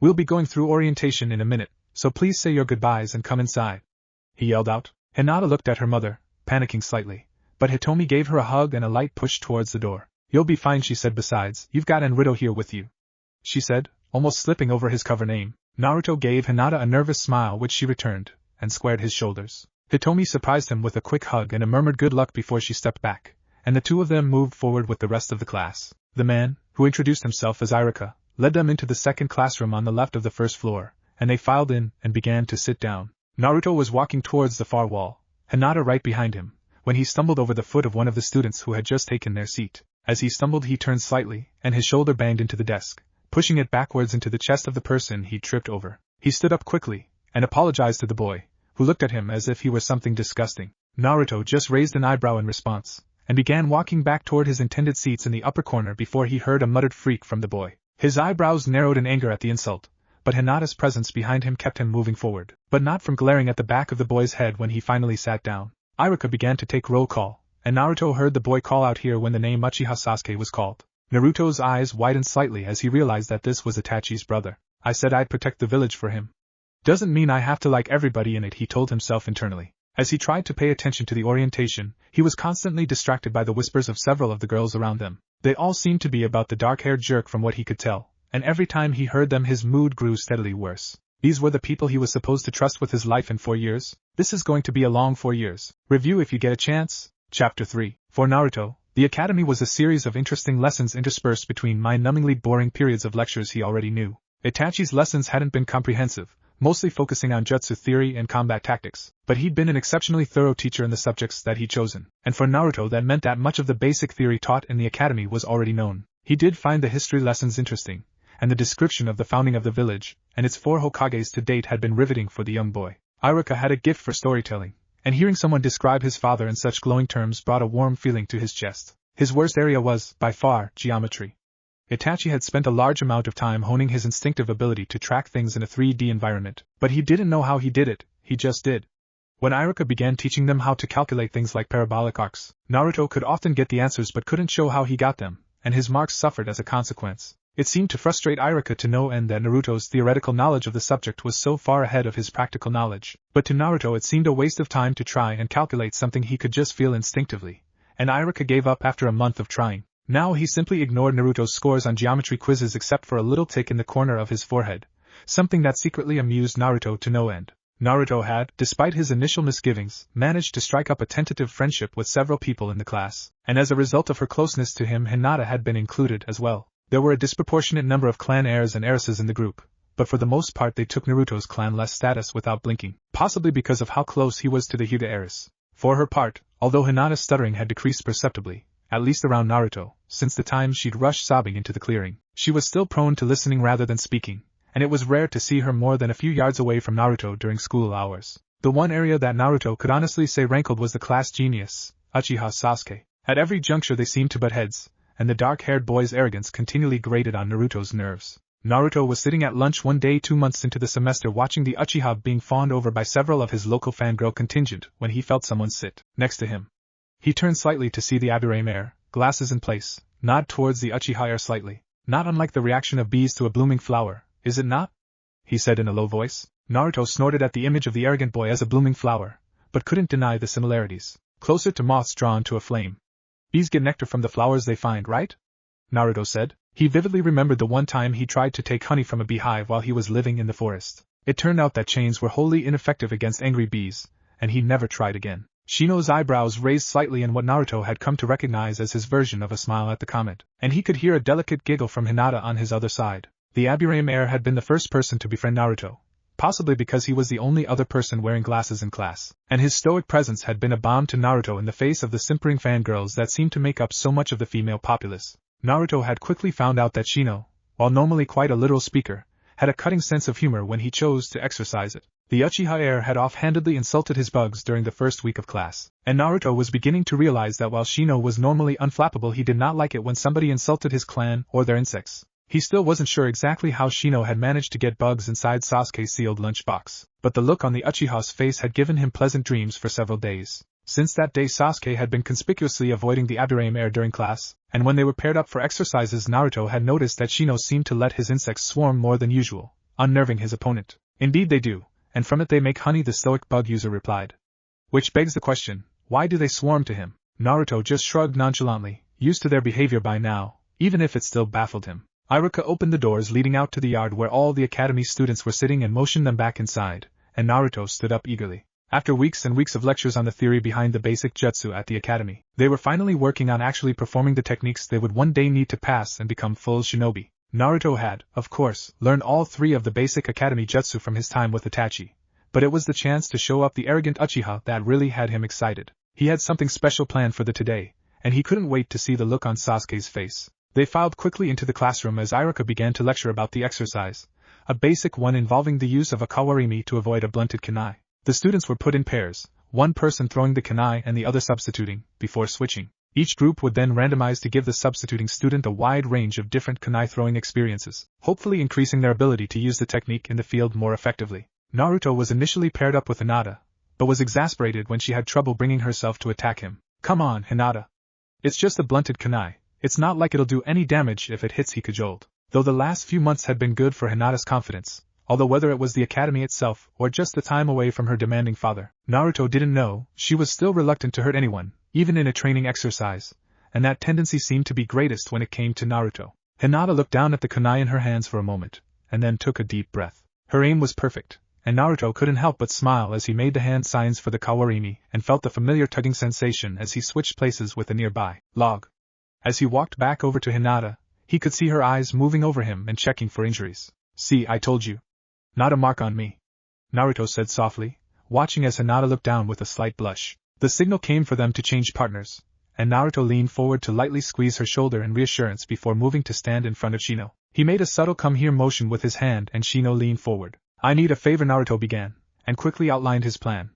The bug user froze for a moment as he finished, and then Naruto witnessed something he never thought was possible. He laughed. I didn't even know he could laugh. Naruto thought in shock. While the collar of Shino's dark jacket hit his mouth, the evil tone of his laughter made Naruto sure the boy was smiling widely. Naruto shook himself visibly, and then fell back into position.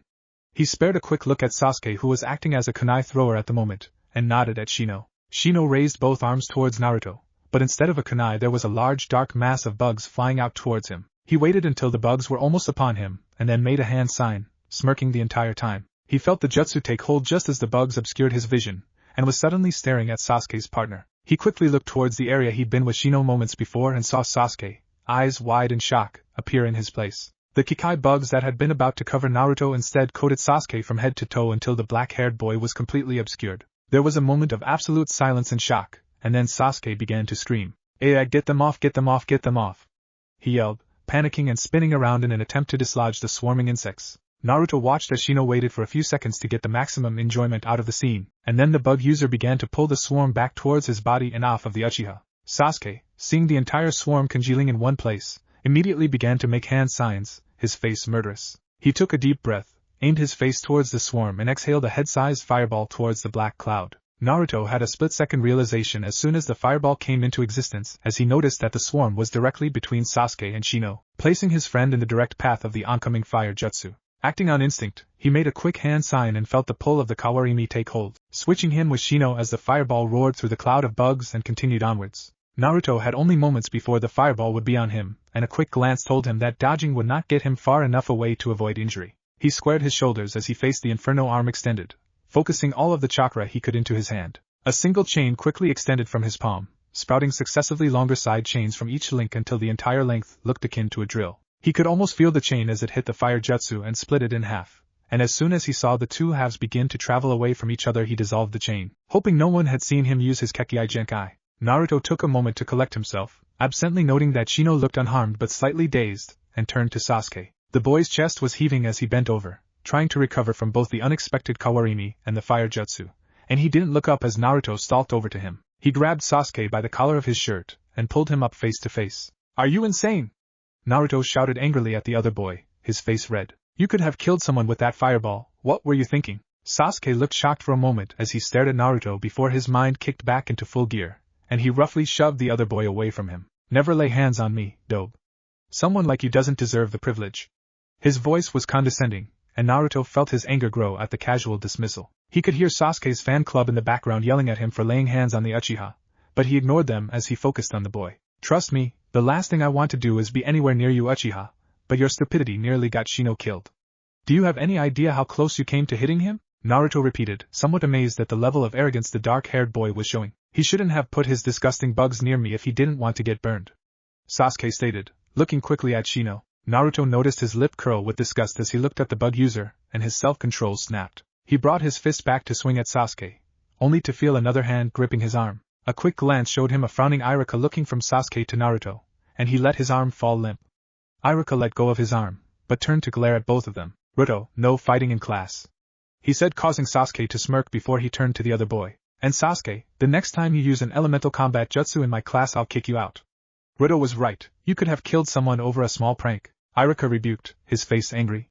Sasuke looked shocked for a moment, then his normal scowl returned stronger than ever. He didn't bother to respond to the teacher, instead choosing to walk away. Iruka sighed and turned to Naruto. Did you have to set him off? He asked plaintively. It was a harmless prank, and he was out of line with that jutsu, Naruto retorted. Iruka just shook his head but let the subject drop. He couldn't argue that Sasuke's response had been excessive, but everything to do with the last Uchiha was a pain in the ass involving the council, something Iruka wanted to avoid if at all possible. Naruto watched as Iruka called the rest of the class over and sent them home for the day, but couldn't bring himself to talk to Shino. He felt guilty over what had happened, and was worried that his friend might blame him for causing Sasuke's reaction. More than once he'd seen the bond Shino had with his Kekkei bugs, and his prank on Sasuke had ended with a large number of Shino's insects destroyed, something he was sure the other boy would be displeased about, so he avoided him until he left the academy. He decided that he was too keyed up to go straight home, and since the academy had been let out early he headed for his normal training grounds. He'd been at the grounds for about an hour practicing dodging shuriken by sinking into the ground with the Mogirigaku no Jutsu, hiding like a mole, when he noticed a man walk into the clearing.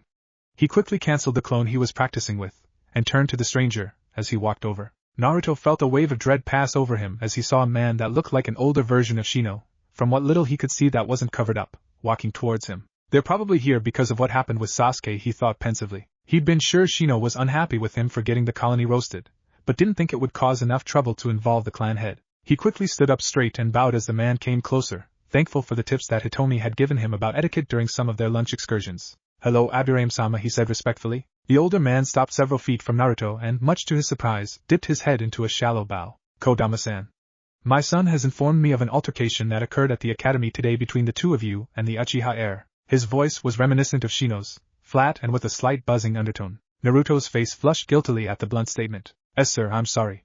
It was supposed to be a small prank. I never meant I mean I'm sorry," he stuttered out nervously. The other man's eyebrows raised slightly as he rambled out the apology. "I believe that you have the wrong assumption about my purpose here, Kodama-san," he said slowly. "Shino informed me that it was only your timely use of the Kawarimi that prevented him from being severely injured by a misused fire jutsu." Naruto froze as he looked up at the Abirame clan head, and tried to switch gears away from panicked apology. "I am here to extend to you the thanks of the Abirame clan for protecting my son," the man continued. "Should you ever need the aid of the Abirame clan, you have but to ask," he finished. Naruto stared at him dumbly for a moment, nodding and thanking him. His task completed, Shino's father turned without another word and walked out of the clearing, leaving an incredibly confused Naruto in his wake, trying to figure out what had just happened. It took Naruto several minutes to reboot his overtaxed brain, and as he finally shook himself from his daze, he immediately set out towards his apartment. "That was hands down the strangest thing that's happened to me in a while," he thought as he made his way home, his distraction ensuring that he failed to notice the figure hidden in the branches of one of the trees surrounding the clearing. Moments after the boy left the training ground, the figure turned and disappeared into the forest, only the flash of a red cloud giving any clue to his presence as he ran to meet his contact.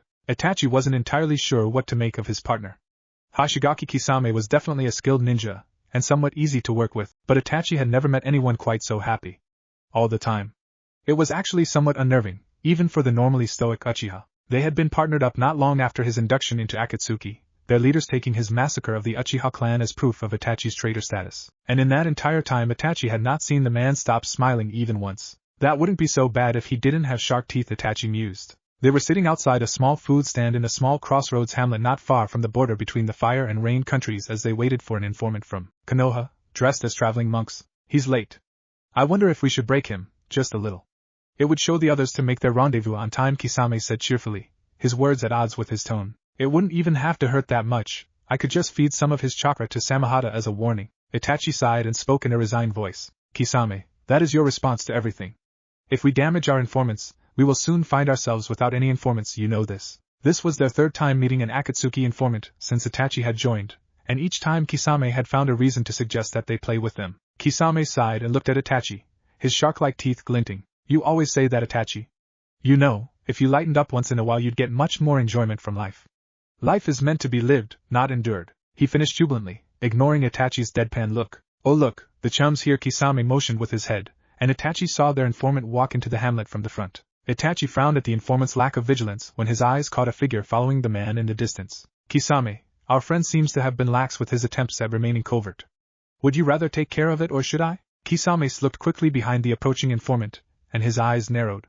His smile widened and took on a predatory quality. "Samahata is hungry. You play with the chum, I'm going to go catch some prey," he said, and calmly walked into the shadow of a nearby building before vanishing in a swirl of water.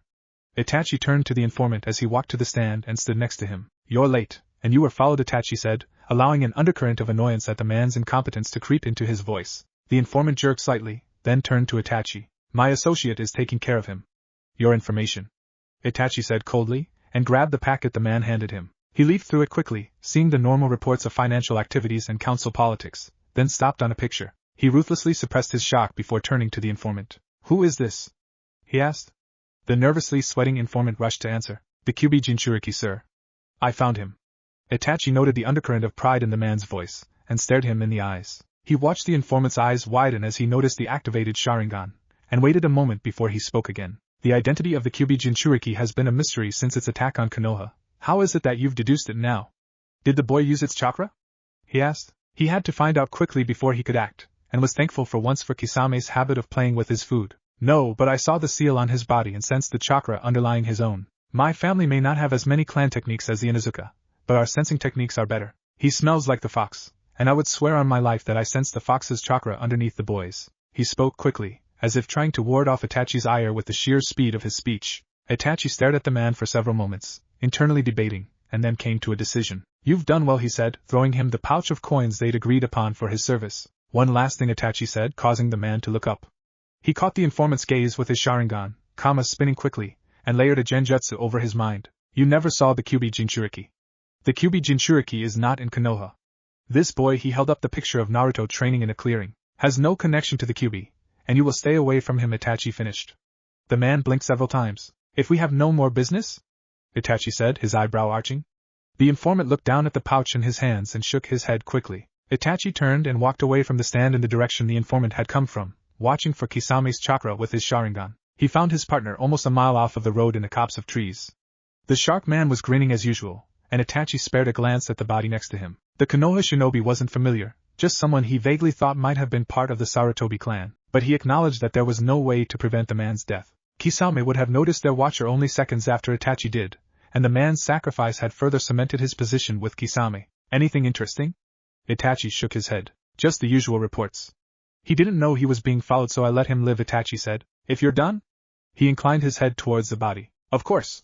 Though he was barely an appetizer, Samahada's scales rustled at that, as if in agreement. Without acknowledging that last statement, Itachi set off towards the road. When they reached the main thoroughfare, he tossed the packet to Kisame, who began looking through it, never noticing the missing pages. Hizashi walked into his brother's office and stood in front of the desk, ignoring the somewhat irritated look that was shot his way. What is it, Hizashi?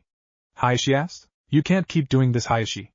Hizashi said, steel evident in his normally cheerful voice. You've tested her 4 separate times, and it always comes out the same. Hinata has the water affinity, and trying to force her into traditional Juken is never going to work the way you want it to. He watched as his brother's face grew harder with every word, but he refused to back down on this. Ever since he tested Hinata's elemental affinity after his conversation with Naruto, his brother had been digging his feet in harder and harder when it came to Hinata's training, and the punishments for failure he was meting out were becoming borderline abusive. I've told you before, Hizashi, her affinity isn't the issue. If she tried hard enough, she could become proficient in the Juken. After all, I was able to. Hayashi fired back, his tone angry. Hizashi looked at his brother incredulously. Does he truly not see how unsuited for the Juken she is? He wondered. Hayashi, your water affinity was secondary and weak. Hinata's water affinity is one of the strongest I've ever seen, and she has no affinity for earth. At best her second affinity could be lightning, but forcing her into an earth-based style is torture. She isn't lacking proficiency because she's lazy, she's lacking proficiency because the style fights her at every step. You'd be better off training someone without the Byakugan and the Juken than your daughter, he said angrily. If you just let me retrieve the Ryudokan scrolls from the archives. He barely saw his brother move before he was pinned to the wall, his collar bunched in Hayashi's grip. I decide what is best for my daughter, brother. You have no say in how my family or this clan is run, and my daughter will learn the Juken or she will be replaced. Hayashi spit out viciously. Hizashi couldn't respond with his brother's hands at his throat, but after a moment Hayashi let him go. He dropped to the floor as his brother spun away and moved back to the desk, ignoring him. As he pulled himself shakily to his feet and stepped to the doorway, he looked back, but his brother never looked up. One day your attitude is going to come back to haunt you, Hayashi. I just hope we don't all pay the price for it, he thought sadly as he walked out and closed the door. Itachi sat alone at a table in one of the seedier bars in the capital of the rice country, and contemplated the drink in front of him. He habitually avoided alcohol, preferring not to cloud his senses and dull his mind, but sitting in a bar without a drink would draw attention. He didn't move as someone slid into the booth across from him, rather choosing to mimic taking a small sip from the cup in front of him. You actually drink that swill? His new companion asked, grimacing. Itachi simply tilted the cup towards him, showing that it was still almost full. Probably a smart idea. Knowing this place, it's probably more rainwater than sake anyways. The man laughed at his own joke, ignoring Itachi's unchanging expression. So what have you got for me? He asked jovially. Not much change, Itachi responded, ignoring the attempts at levity. We're mostly doing mercenary work for now, building capital. I'm not sure for what, but considering the number of S-ranked missions we've taken on, the amount of capital we've earned is substantial, at least 15 or 16 million, and they show no signs of stopping. His contact nodded, writing down the information on a small pad. And the other goal? He asked. Just surveillance for now. They're not going after any of the containers for some reason. Most of them are content to just follow orders and rack up money for now, but I doubt anyone but the leader has any idea about the ultimate goal, Itachi told him in a low voice, his lips barely moving. He hesitated a moment, and then continued. There was a breach, he said, noticing his contact stiffen. One of the informants found out the Kyuubi's location. I took care of it, but you should know they don't buy that the Yondaime killed it. Itachi reached into his coat and pulled out the pages he'd removed from the packet on Konoha. He put them on the table and watched as the other man read through them quickly. Damn. You're sure you plugged the leak? Itachi nodded and the other man sighed. I'll let them know they need to step up the patrols around the village, he said, and then hid the papers inside his own bag. I need to get going. Spy networks don't run themselves and all that, he said as he stood up, his long white hair swaying behind him. You know where the next meet is? He asked Itachi, who simply nodded again. Well then, good luck. With that he walked out the front door of the bar, leaving Itachi with his thoughts. Naruto struggled to pull himself to his feet, panting after taking a strong kick to the stomach. 10 yards away Inu was making short work of a half-dozen of his Kagebushin, dodging their chain attacks and casually redirecting them so that they his other clones as they missed. In the 15 seconds or so that it took Naruto to get his breath back after being hit, his dozen clones were cut, stabbed, clubbed, or otherwise demolished. Naruto winced slightly as the memories of their defeat flowed back into him. He'd been sparring with Inu for the better part of 20 minutes, and had yet to make the Anbu so much as breath heavily. Originally he had been going for non-lethal tactics, afraid of hurting his training partner, but as the spar had gone on he'd upgraded once it became clear that anything less than his best would be completely useless against the older ninja. Not that his best was doing much better, but at least he was getting some good experience out of it. Naruto made a quick sign and another dozen Kagebushin popped into existence around him, and he switched places with one of the newly created clones while the smoke was still obscuring Inu's vision in order to hide his true position. He'd quickly learned that a frontal assault was useless, and had been trying to surround and flank his target in order to increase his chances. He and his clones spread out around Inu in a circle, the Anbu appearing to watch them all simultaneously, although it was hard to tell with the mask. At an unseen signal half of the clones rushed in towards Inu, and the other half immediately sent a series of chains towards their target in support. He tried this strategy twice before with no results, but this time he had a plan.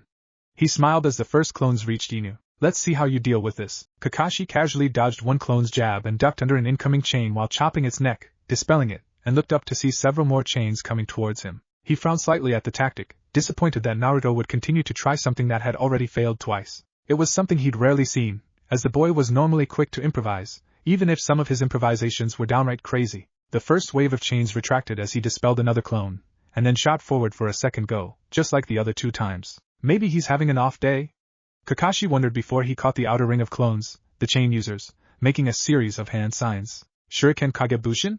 But I don't see any shuriken to crap, he thought as the incoming chains began to multiply. The full length of the chain wasn't replicated, only the last foot or so, but as that was the spear-tipped portion he was immediately inundated with a hail of spear-tipped chains. Worse, as there were multiple real chains mixed in, a simple Doton wall would be unable to stop them all. Signing quickly, Kakashi drew a large measure of chakra into his lungs and exhaled heavily. The chakra turned the air in his lungs into a disproportionately large amount of water that formed into the visage of a dragon as it came from his throat. The Suryudan no Jutsu curled around him protectively for a moment, then whipped around him quickly. The chakra-infused water blew away the incoming chains and the closest clones before moving in a circle out to the outer layer of clones. As the water cleared, it left a heavily breathing Kakashi behind, unable to believe that he'd been forced to use a B-rank jutsu to fend off an academy student. He looked around quickly for Naruto before he noticed the still form of his opponent lying where the outer ring of clones had been. The Hokage's going to be pissed, he thought as he ran to check on the boy. When Naruto opened his eyes, he was greeted by the sight of the same dank tunnel that he'd seen several years before after he'd been stabbed rescuing Hinata.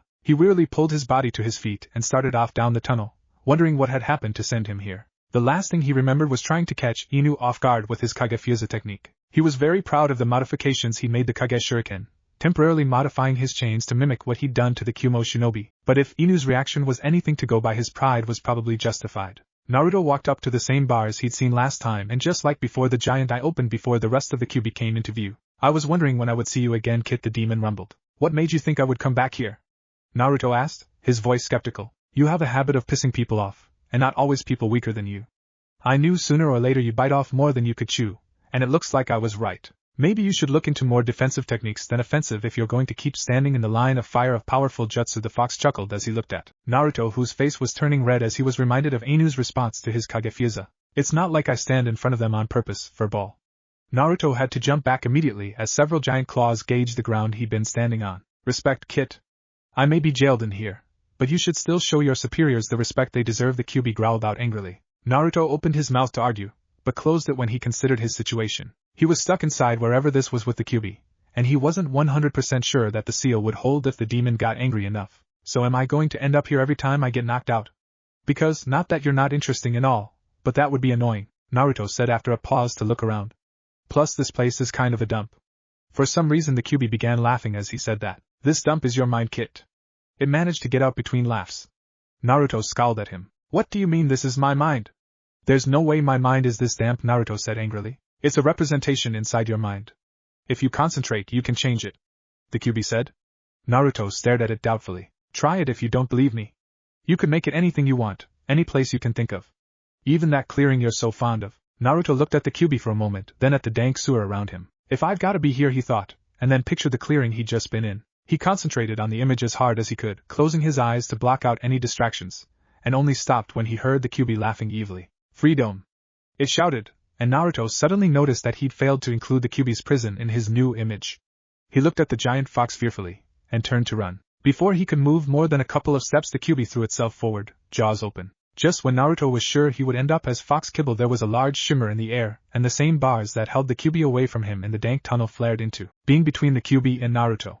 The fox hit the bars with a resounding crash and bounced off, a surprised look on the vulpine face. As soon as the fox was more than a few feet from the bars, they disappeared, but as soon as the fox tried to charge Naruto again, they reappeared. Finally, the fox simply sat several yards away from Naruto, his slit-pupil eyes watching.